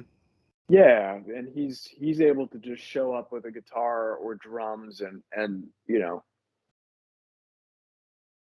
bring it, Just do it. . Yeah. Just get in there and make it happen. Yeah, That's and that's the thing about like an artist or like a vain artist. cool. A vain artist will be like, I want to drum to this or I need to do Yeah. this. And a real artist will be like, don't, I'm not going to say anything. I'm just going to show up, you know? Mhm. Yeah, yeah. Just see what happens here. Yeah. Exactly. It's so cool, man. So you're a bit of a writer as well. That I would love to talk about a little bit because you do some poems and you do some, I would say, uh, something in the vein of maybe like life blogging. It's not necessarily a poem, but it's just a piece that has a message. Just like the music, it evokes something from the reader. How long have you been writing? I've been writing since high school. I Hmm. actually was funny story. I was held back for writing in high school. Like they made me do a summer camp for writing in high school Okay. before I could go there because my writing was so bad. Yeah, I would have Um, never guessed that. yeah, right. Um, but yeah, so I didn't remember that until this moment, honestly. Yeah. Um, but I've always been writing. It's a way that, like, it's a different medium. So when I can't articulate something with um, music, but I can articulate something with words. Let me read something. You can still see me, right? Yeah, I got you. Well, now you're gone, but Oh, completely gone? it'll be all right. All right, cool. So I haven't released this yet. I don't know that I would. Uh, the lyrics are this is a poem I didn't release yet. Mm. It says, "I remember being held in the focus of your lovely eyes, silently screaming within to be seen." That's nice and deep.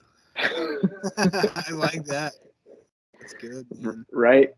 Right? Hmm. So I never published that. It's on my phone, but you can't make a song out of that. No one wants to listen to I don't know. I've met a couple people. that. I guess I've what I'm probably saying is been one of them myself. I don't know how I would sing it. Yeah, But well, yeah, that's the thing. I mean, bringing that to life audibly that would be tough for sure. yeah, yeah. Dude, I hate to do it, but I gotta take another piss. I'm right there with you. All right, man. Let's do it. So what were we talking about? We're talking about the writing. Mm, yeah. Yeah. We're, Um, we're talking about what got you into writing, I believe. yeah, I've had a and yeah, couple beers myself. I'm prone to forget at this point. it's all good. Like everything else, I think it was born of necessity. You know what I Yeah. mean? Mhm. Um, yeah, I just had to write, dude. You know, Mhm. um, I've written like short stories before, Okay. but I've never done anything with them, Mhm. and I'd love to, but like it's tough to flesh out like a whole story. You know what I mean? Okay. Yeah. A Yeah, lot it of is. Yeah, I know exactly what you mean. I'm working on one right now. I've got 48 pages on paper and 9 of those pages on a document. dang, Yeah. you've got an idea, dude. That's great. Yeah, yeah, I think I mean it's one of those things, I don't know how good it's going to actually be, but worst comes to worst, I'll just self-publish it and it'll do however well it does. But I'm writing a story, you know. And then actually in 2020, I self-published a compilation of 22 poems that I've written since I was I think 2021. Where's my copy, bro? What the heck? I'm just Dude, okay, so you're gonna love this. It's called Your Voice on Cigarettes. okay, And nice. if you want one, you can get it on lulu.com. Okay, done. That's where it's at. The Instagram me that because it's gonna be Okay. forgotten, but I will buy I'll one. do it. Yeah, I'll do it. Awesome. I can do it right now actually because I will forget. And this is a Yeah. benefit of not of leaving behind the Instagram live situation. Everybody who's watching this, remember lulu.com. Lulu.com. lulu.com. You have to buy this book. Thank you. Yeah, I agree. It would help. Your plug, your plugs. Why not? Yeah, that's So, great, yeah, man. I wrote 22 poems. Towards the end of putting it together in a book, I wrote I think 9 or 10 of them in a thematic way so that it opens the door maybe a year or two from now. I'm going to go back and I'm going to basically remaster it and turn it into like an epic style of poetry, like Iliad Odyssey type of epic poetry. And the last poem in the book, if I remember correctly, is kind of like it's the poem that opens the door really to make sense of me remastering it and turning these thematic poems into an actual story and writing it in an epic poetry type of way. So it's like 64, 62 pages. When I remaster it, it'll probably be more like 100 plus. But right now I've shifted from that to just pure fiction. And the one I'm working on right now, I would not be surprised if it went, up to like 300, maybe even 350 page wise. And you've done nothing with these things? Like 300 pages is no joke, dude. Like you're in that story, you know. Well, no, I'm just projecting. That's what I've projected. I've got, yeah. So again, I've got 48 written out on paper, and the idea behind that was I've got a story. I think it's good. I think it's got a good compelling message. Let's just get that on the page. Don't worry about grammar. Don't worry about timing on things. Don't worry about the details. Let's just get this thing on paper. And so I got it to 48 pages, and I thought, that's probably a good point to go backwards. Go back right to page one, sentence one, and let's get this in a document and start rewrite these 48 pages. Let's get the timeline right. Let's get some more details in there. Let's get some more descriptions in there. Let's throw some backstory in and start really turning it into what will look like much more of the final product. And I'll probably rinse and repeat that process until I've got the book. And basically, my plan is to send it to like the top 5 publications in the country, the next 5, and then send it to like 10 indie but reputable publications. Give that like 8 months. And, if nothing happens, I'll just self publish it and at least just get it out there. Yeah. I watched this Instagram reel of some director. You could tell the dude had chops, right? Because he showed up and he had chops. And Mhm. he said what you do is you get 70 flashcards and Okay. you do scene on each flashcard, and then you flesh out each scene and you have a feature film. Okay. Get a regular stack of flashcards, which is Mhm. 7. I have 3 or 4. Write the scene, develop the scene, and you have a feature film. Mhm. It's like mind blowing because it's like, oh, I could do that. You know what I mean? Like that's 75. I mean, that's a lot, but it's only 70. You know. So, Mhm. dude, do it, bro. I'd love to see it. I'll act in it. I'm in. I'd love that. Yeah. And then actually going back to what we were talking about earlier with acting. Um, so I have always been, I would say, decent. I've always been pretty good at voices. Like I can mimic a lot of people's voices. Some people I can mimic their voice. If you close your eyes, you might not know who's talking. And then, I can do voices that are close enough, it's passable. Because as a vocalist, you just kind of have that ability. Oh yeah. I've been thinking it would be really cool if if let's say probably give it another 18 months. I could probably have this book written basically as good as I can write it. And then if I do end up going the self-publish route, I thought it would be cool to narrate it, Yes. adding voices for the characters in the book. Just throw that on YouTube. Do your own audiobook, bro. Yep. Yeah. Yep. Hmm. I thought about doing the same thing, but the problem with my stories is that mine are too archetypical. Okay. And what I mean by that is it's like, yeah, the bad person is obviously too bad and the good person is too obviously good, Yeah. you know? Um, and the other problem that I've had with it, with the narratives that I've tried to write, is that like they're all a part of me. And so I can't like You know what I mean? Like I had a narrative about pirates, right? Yeah, that's And cool. the problem with Dallin Leprox, who's like the bad guy, and Benjamin Colwick, who's the good guy, is that Dallin Leprox and Benjamin Colwick are the same fucking person. You know what I mean? Yeah. That's So it's like that's been my issue writing is being able to do that. So I've kind of just stuck with poetry. I so. I had So to. in conclusion, I'm done. Yeah, I mean, I would totally do the flashcard thing. I think that would be something I would explore. Mm. I've had too many embarrassing moments. I dated this one girl for like a hot second and gave her like literally the manuscript of this, Nice. and then like it ended, and she just had this fucking like 140 pages to this book. Oh man. And I was like, please don't read that. Yeah. Yeah. Burn that, please. Yeah. Let's keep that on the DL big time.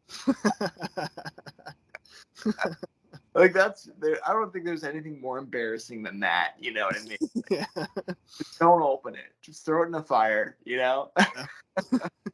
Do not use this against me in the future.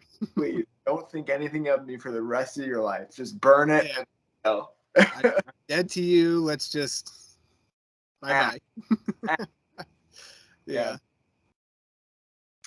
Oh. Yeah, I'm balancing that because my initial plan for the main two characters is like Don't give away any. Don't give any secret. I'm not gonna give it away, but the main two characters, my initial plan was it's not that either of them are ever really right or exemplary. It's that they're they're living their life. You know, they're figuring things out. That's good. But I've kind of caught myself in the past couple pages wanting to like do what you said, turn one guy into obviously the good guy and one guy into obviously the bad guy. So I'm trying to like re calibrate because I Mm, think it's a much better story, a much more relatable story even if you know maybe you shouldn't want to be either one of these guys. The message is like you're you, and sometimes that's who you're gonna have to be.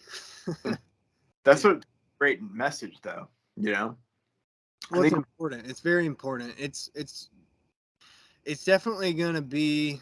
I'm gonna try to write it in a way that speaks to people who need to learn how to become assertive, which Mm, I think is a lot of people. So I think it can. I think it could do well.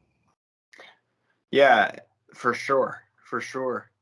Um, with mine, it was more like I was trying to figure out how do you, because to me it was a problem to solve. So you have this murderous, the gray pirate, and you have this ex pirate who's now good, kind of clashing in the middle. And to me, it was more like the problem I was trying to solve was how do you change the heart of somebody who has never known love?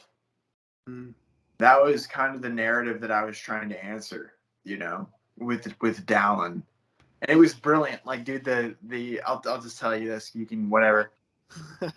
Into it was that there was this person named Damien, and Dallin goes and steals treasure from the ship. The ship sinks. He kills Damien. He takes Damien's journal. The ship sinks. Dallin is hurt. He gets in, like, Benjamin's ship happens to find this ship sinking. They pick this guy up. They think it's Damien, but it's actually Dallin pretending to be Damien. Okay. They read Damien's journal, and it's like this heartfelt, lovey-dovey thing, but this bastard of a pirate is pretending to be this romantic guy. You know what I mean? So that was kind of the idea. Um, so like yeah, I just wanted to explore like how does a self-seeking like narcissistic evil bastard, Yeah. you know, what is that journey, you know? Right. How do you become that? Because you don't just wake up like that. You can't wake up, even if your legs are broken. Like, that's what I thought about. Like, okay, now his legs are broken. What happens? You know what I mean? And I explore that idea. It's like, well, it really doesn't do much. He still can grab his sword and kill somebody. You know what I mean? It doesn't matter, you know? So it's fun to kind of like, at least when I was writing it, to like go into that thought experiment of that, you know, for sure. But So you think you won't do anything with that? I mean, I might. I don't know. I don't know. It's like I said, you know, like there's so many women that have the manuscript. It's like Yeah. That's so funny, man. Next thing you know, you're like 40 years old and you're like, nah, to hell with it. I'm just gonna throw it out there. It hits a New York Times bestseller, and you got this lady out there who's like, I had the original. I have the original. yeah. I have the text messages that say, you know, after I broke up with him. Yeah. Oh man. Those are long dead and buried, but yeah, man, I think that's what writing has been, though. Is writing is figuring out a problem that you don't know how to answer. For sure. I would agree with that wholeheartedly. Because I kind of feel like that's what I'm doing with the writing, is basically processing real life events, turning it into a story that is hopefully really entertaining and meaningful. But on my end, like that's all I'm doing. You know, I'm just processing. Yeah, yeah, and to honestly do that, you know, like to actually draw the questions out and to actually experience the emotion of, okay, what happens in this situation, honestly, you know, without my bullshit, without my biases, you know, it's hard. It's hard to do, for Yeah. sure. Yeah, it's just another thing that kind of it takes it out of you. Dude, like I had one story that I changed the name of the main character for every. This is just, my wife is in there. Hopefully she doesn't hear this. Changed the name of the main girl character for every girl I was dating like 3 times. Dude. I may or may not have another project I've spent a bit of time on in the past few years where I do the same thing. It was like, but you know, it wasn't out of a place of like manipulation. It was out of a place of like longing. Like, okay, maybe it's this person. I'll name him this person now. And then it's like, oh, that didn't work out. Okay, what about this person? You know, so it's out of a good place. But Yeah. Oh man, that's funny, dude. oh, and dude, it's yeah. So do you have a blog or anything? Or you just throwing some writing on Instagram here and there? Man, so I have a web page, noahrauch.com. I have a great cousin who has been updating it for me. Okay. Because I just, you know, it's effort, you know, to log in and edit stuff. But I'd love to like actually get back into the swing of things of writing stuff out, you know, because there's different storylines that I have. Like the pirate one is just the pirate one, but there's other ones that I have that are pretty good. But I haven't touched them in a while. You know what I mean? Yeah. It's there's other stuff that enters into my imagination. You know. Yeah. Oh, yeah. Yeah, I know. I don't know about you, but it seems like I'll just say this. I feel most creative between 9 and 11 a.m. Mm, But at this stage in my life, that's when I'm working. You know, that's when I'm mowing yards for my lawn care business or brewing beer, either of the two. And I have all these great ideas, and I've become good at like putting notes in my phone or doing just a voice recording. Like this would be a good reel. You know, if I ever mess around with it, this would be a good comedy bit, or like this would be a good paragraph in the story. But it just sucks because like then 11:45 comes around, you know, then 1 o'clock comes around, and I'm like, ah, that was such a good idea, but I don't remember it. It's gone. That happens to me all the time. all the time. Well, and I think too that like, because I'm the same way, right? Like I'll make comedy bits, but they're just for my wife to see. You know what I Yeah. mean? And I think that that's kind of like the beautiful thing about being a creative is that you can immediately inspire the people that are around you Mhm. and immediately entertain them. And Yeah. sometimes that's enough, Yeah. you know. And the stuff that really needs to be out there, like, will not you know Mhm. that. And so, like, with those, with respect to like the pirate thing or whatever, like, none of that has been gnawing at me, so I'm not going to give it any attention until it does, Yeah. That's because cool. I'm like you, like, I'll think of a comedy bit and I'll act it out with my wife without her knowing it. I'll just do it, Yeah. and she'll crack up, and Mhm. but Just see what the response is. yeah, that's what it is to be a man. That's what it is to be a loving husband. I mean, just give it to your wife and Mhm. let it be. You know. Yeah. How old are your sons, man? Uh, just one. The oldest just turned 4, and baby boy's 2. Yeah. Damn, that's because I don't have any kids yet, right? So, like, that's Yeah. awesome. That's Yeah. awesome. Yeah. We have 3. We had them close together. It just that's kind of what we wanted to do. So they're 5, 4, and 2. That's awesome. Life changing, right? Yeah. Yeah. Our daughter was not life changing. Our son was, it was decently life changing. Once we had the third, though, once we had our youngest boy, very life changing. How is it not life changing though to have number one? So we were at that point, we were actually living with her parents, saving up money to get into a house. And my wife's family is there's 5 siblings, and at that time they were also all living at the house. So we just had an endless pool of free childcare.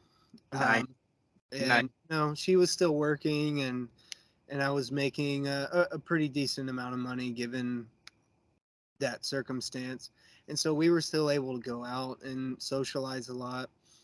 We were able to pass baby on to grandma, uncle, aunt, and take a 2 hour nap or sleep in for a couple hours. You know what I mean? Stuff like that. And so for us, number one was not very life changing. Um, Number two became life changing because now we're living in this. I don't know for sure, but probably like 500-600 square foot mother-in-law suite with 2 infants. Um, and you still have, we still have a bunch of, loving family members willing to take care of the kids. And so we're still socializing a lot and having a good time in life. And we're together a lot, all that good stuff. But now we've got these 2 infants in this tiny space. Mm. And then we moved in to our own house, our own place, like the next town over, basically. You bought it? We bought it, yeah, 2019, right before the market just exploded. Yeah, cheers to that, and Right. praise the Lord, Bro. man. It's Awesome. actually funny, man. The first time we saw this house on the market, it was posted for 15 grand more, and we for a year we were just looking. We were just looking because the market was beginning to. I mean, honestly, price people like us out, just starting out, not Oh, making a lot of money, stuff oh like yeah. that. And so we're like, houses are so expensive now. Little did we know, Good call. nobody can afford a house if you fast forward 2 years. So we go through this year process of looking for a house. We find one and we're pretty serious about it. And then we find out there's so many updates that need to be made that it's not worth it, even if you can afford it. We find houses that would be really nice, but that's just it's 20 grand out of the budget, whatever the case. And a year later, we come back full circle to the house we ended up buying, and it was posted for like 15 grand less, Nice. and it was a fixer upper, but Me and my dad and my mom, and her family helped too. But we got the house, and Oh yeah, bro. yeah, we fixed it up, and it's a beautiful little place now, and it feels like a mansion compared to a mother-in-law suite with kids. So That's awesome, man. yeah, yeah. So yeah, man, it was God provides, dude. That's all I can say. 100%. In His proper timing. This area that I'm in, Mhm. this is actually a garage. Okay. Yeah. So I actually put up the wall in this thing. Nice. I installed the lights. That's cool. Check this out. See the lights change? Yeah. That's awesome. Yeah. Yeah. You got some colors to it. Dude, so yeah, it's That's God sweet. provided. Right? This is I basically put a wall up in the garage and made my studio in the garage. That's so cool. You know? Mhm. Dude, that's awesome, man. I'm happy for you. That's great. Thank You you. know? Yeah. Yeah, Yeah. It was good. It was a good thing. that's It came awesome. at just the right time. Ew, 7% interest rates now. It's insane. It's like, regular folks can't buy a house right now. It's And it's theft. very concerning because that's a backward step economically that is going to take probably I would guess 7 to 8 years to come back from, maybe even more than that. And that's kind of a big if on its own. Yeah. When regular people, just working people, can't buy a house, that creates massive issues because now you've got people making 2,500 to 3,500 a month, and they have to rent places that are smaller than houses that they'll never own, and they cost anywhere from 1,500 to 2,200 a month. And it's like, how are you going to save? How are you going to save up for anything? No. Big problem. Very It's big problem. a big problem, man. Yeah, we had a condo in Durham, North Carolina, and we were gonna rent it out, but I didn't want to rent it out because we're trying to start a family, and that's a lot of pressure. And this guy, this guy who lived across from us, I won't say anything else about him, but he was like, my friend wants to buy this place. It'll be great to have my friend across the street because we'll know who he is. Dude, the guy lied to my face. He bought it and rented it out. Right, I gave him a deal on it so that he could have his friend there, and then I sent mail there, and the dude lied to me. He just wanted to rent the property. It's like shady fucking humanity. You know what I mean? Like, You know? but God bless. You know what I mean? Like, you do your own thing, but it sucks because I had the offer letters from the mother who was like, I'm trying to have a house for my kids. You know what I mean? And it's like, dude, I chose you because you said to me that your friend was going to move there. You know what I mean? That kind of dishonesty, when you add that into the market, it's just like, ugh. Yeah, that's the thing. I mean, I don't have any issues with capitalism, but kind of some of the cracks in the foundation you can come across with a system like that is exactly what you just said. Lying to people. Yeah, Yeah. and you can do it pretty easily. Mhm. And I mean, Dude, he looked me in the like, eye. He looked me yeah, in the eyes, and I'm a good read. I sell to people. I'm a yeah, good. yeah. That motherfucker looked me in the eyes and took complete advantage of me. I Mhm. feel like I cheated on. You know what I mean? Like Yeah, I'm right. still like trying to close up. You know? Uh-huh. Oh, and that's capitalism, though. Like, yeah, I get it. Like, yeah, 100% agree. But honesty is necessary for society to function properly. Yeah, I mean, no matter what the system is, if you don't have honesty, that What do you have? good luck. Yeah, but I've been thinking so much this year, like, who's at fault? And I've been thinking you probably want to blame realtors because, they're selling these houses, like they're boots on the ground doing it.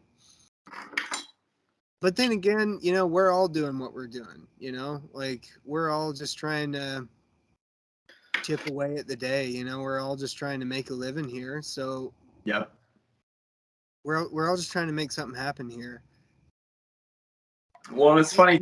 Maybe it's not them. Maybe you could put some blame on some percentage of the realtor specific. I mean, you definitely could, I think.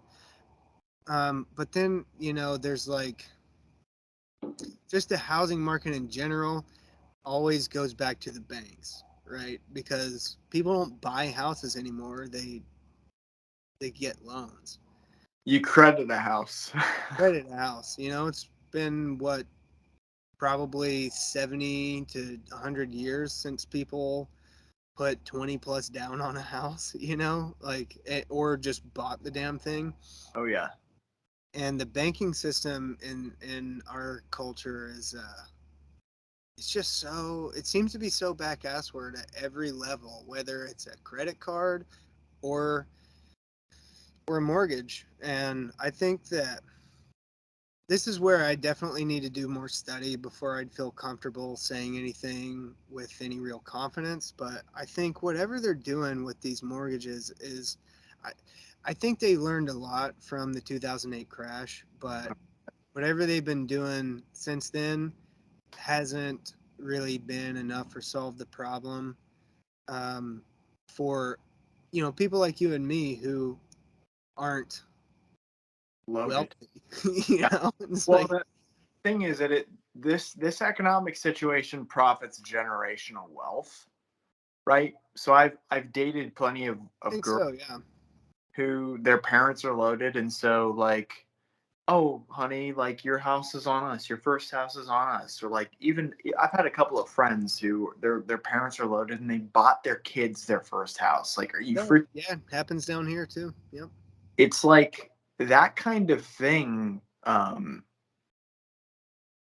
That kind of person who receives that has no perception of reality and becomes a, I'm just going to speak my mind, a demonic kind of person, because they'll hold everyone else to this standard that they have never had to live up to, you know? Like, man, I sold some window treatments. That's what I do, to this one lady. She bought shutters, plantation shutters. She Yeah. bought them for her son Mhm. after buying him a $650,000 house. Okay. My installers go out to install the shutters, bro. They couldn't install them in the garage because he had 4 BMWs that were in. Whatever, man. Oh And my gosh. he was so fucking arrogant that he would not move the BMWs for my installers. So they had to take the shutters back. And then it's on me to call her and be like, oh man, when are we going to install your shutters? Right? Like, unacceptable.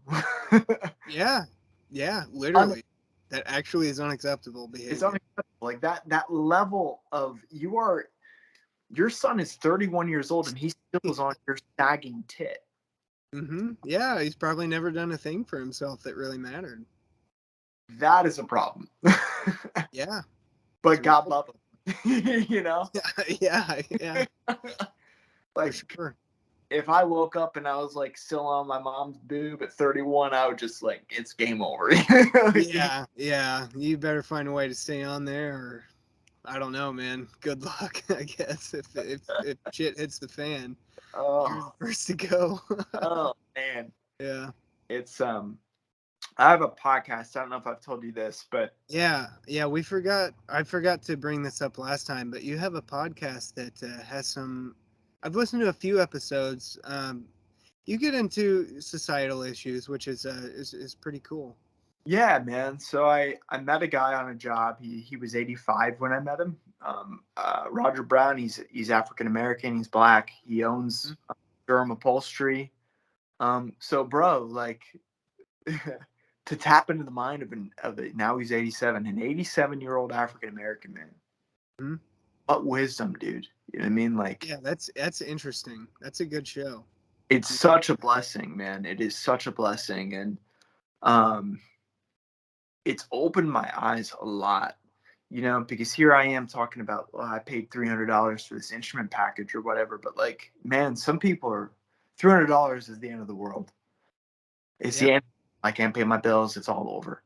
Mhm. Um, and so and I'm not saying that's what Roger Brown is, but I've interviewed a lot of the people that he's had on the show, and guys, sitting 4 feet from somebody who pulls an AK-47 out of the back of a trunk, to like to a guy named Jersey Red who admitted on the admitted to us like for the first time on tape that he had killed 2 people.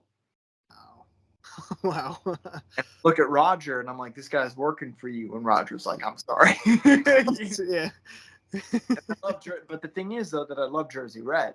I mean, I love that guy, like because you get at the heart of people when you actually talk to people, and Mhm. It's been a blessing, man. It's been a blessing. Yeah, I gotta listen to some more episodes. It's been a while since I've given a listen, so I'm sure you got a lot of new ones waiting for me. Walking with Murder is the name of the one that I interviewed with Jersey Red. If you want to hear That's that, probably what I'll listen to next. Yeah. I remember the title. Yeah. How could you not? Yeah. The one with, it's also just beautiful though because he's an 87-year-old man and he has done more for the community than any politician I know, than anyone I know, and it's because he cares about people and he's present in society. Mhm. It goes to show us like what we can actually do for people by showing up where we're at. Yeah. Like even you at the bar, or me when I'm selling fucking window treatments, you know what I mean? Like you can make a difference. It's just like being, like you said, like being able to show up and give even though the gas tank is empty, you Yeah. know? Mhm. So It's important, man. I mean, community is so lost, I feel like, in our age where I just feel like, you know, occupation industrialism takes us away from our hometowns. It takes us away from our families in a lot of ways, and then technology, as beautiful as it is, this is happening right now, and this is great. yeah, But there's the other side of the coin, where porn. people are just eating mental popcorn all day, watching TikTok videos of some chick dancing to a song, and it's like, okay, that's cool, I guess. And Yeah, an hour later, you're still going. Um, exactly. Community is something that needs to come back in a very strong way, for sure. Well, and when you have that guy though that you care about his opinion, you know, you want to you don't want to necessarily impress him, but you want to make sure that you're good.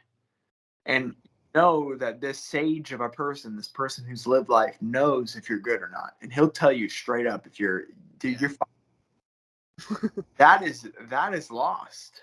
It's lost. Yeah. And you think of all these kids, 14, 13, dude, I was so messed up, and I was so fucked up in high school. And I think to myself, like, that was when Facebook was just starting up, dude. I would be so dead right now. Like, I would be so dead if I was young. You got the Russian war, you got Ukraine. We're gonna die of nukes. By the way, I'm feeling like a woman now. You know, Oh, you, it's just you don't know what the oh, hell is going on, and society is doing exactly what it did in my town, where it's enabling you. yeah, it is big time. Oh, you're sleeping on the park bench? It's because you're strong. Whoa, whoa, whoa, whoa, whoa, whoa, whoa, what the fuck? No, no, no, no. You deserve more than that. And we Yeah, don't we right. don't do that we don't take that extra step anymore because we don't actually love our neighbor. We Mhm. just want to shut up and get out of our way. And that's Yeah. the problem, you know. Um so yeah. Yeah.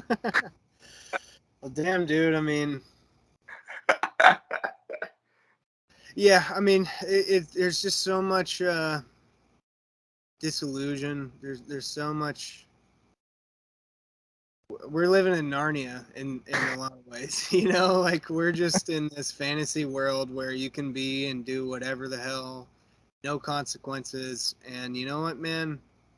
One of these days, if we keep going like this, not too long from now, those consequences are going to be at the door. Well, And it's yeah. I mean, what you one do day, then, we Mister. got to work on what's going on in here a lot more.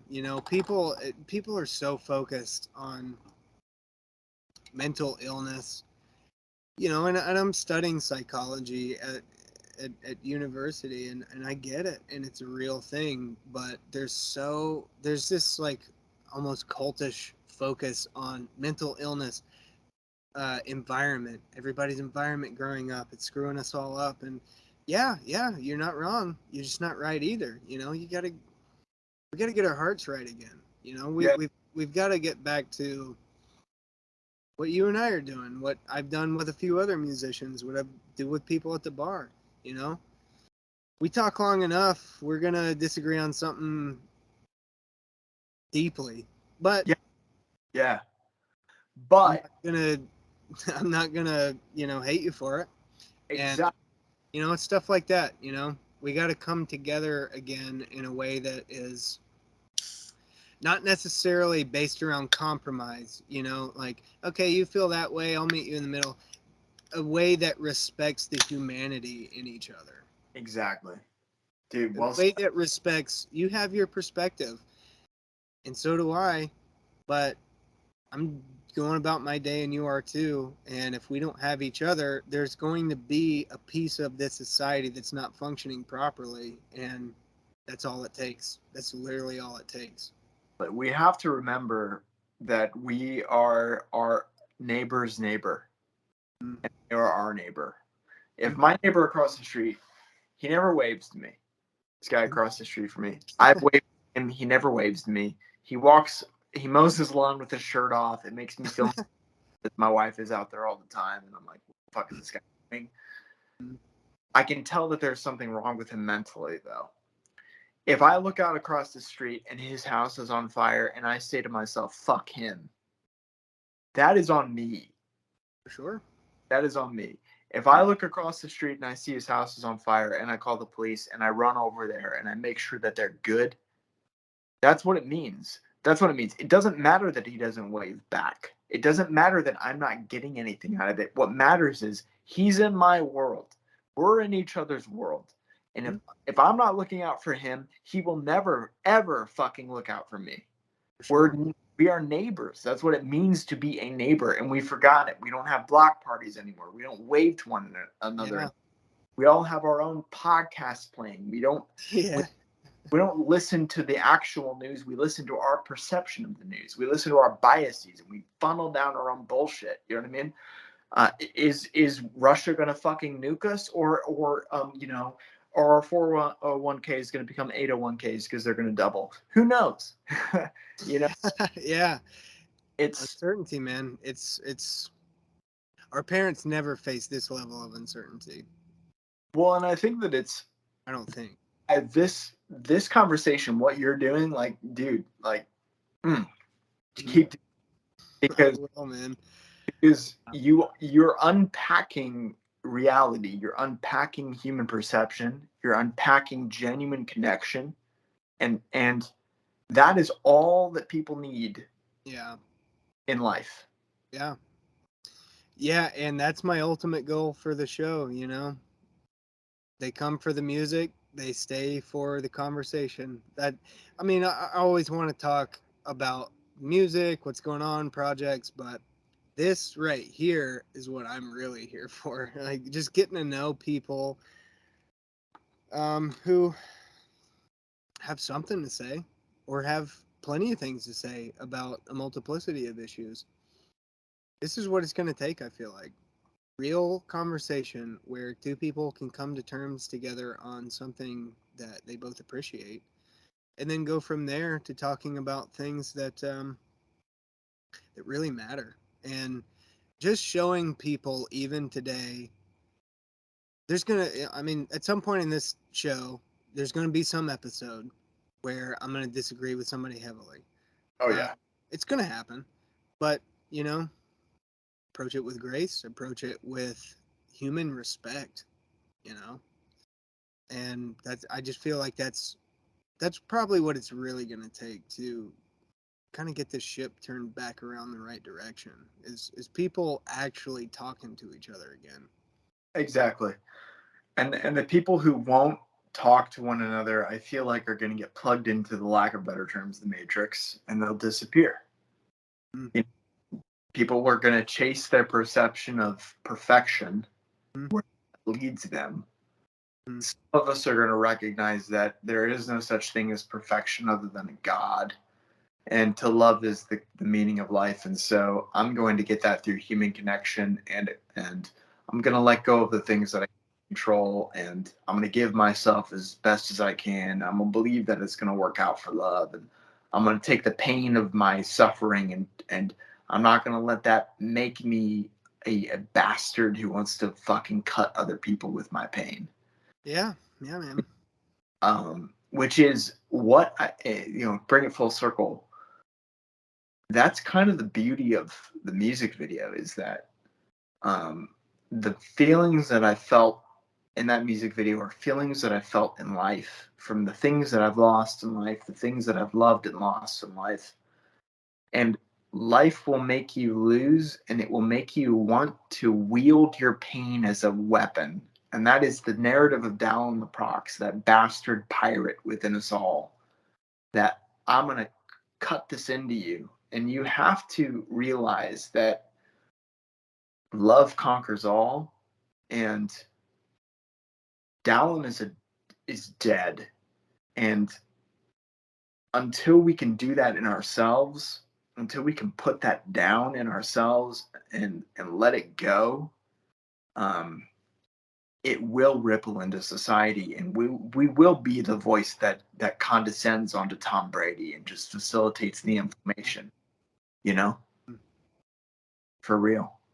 Yeah, society is made of individuals. 100%. Mhm. If I can leave you with anything, and this has been an awesome conversation, I want to validate you, man. I believe in your ability to communicate, man. I believe in what you see in people, and dude, I pray that you keep doing it, and that it's blessed, and that you know that me as an artist, me as a person, me as a brother, like, I believe in you. And I appreciate that. No matter what happens in life, like, I will always believe in your mission. All right. All right, man. Yeah, that's a good note to end on. Thank you, dude. I appreciate you. Know, thanks for doing this again. Cheers, man. My pleasure, brother. Let's Bye, man. do it again. Let's do it again sometime. I'm always here. All right. Absolutely. Love it. God bless you, man. Likewise, bro. I'll catch you on the flip. All right, dude. All You right. have a Peace. good night, good weekend. You too, man. Peace. Thanks, bro. Peace.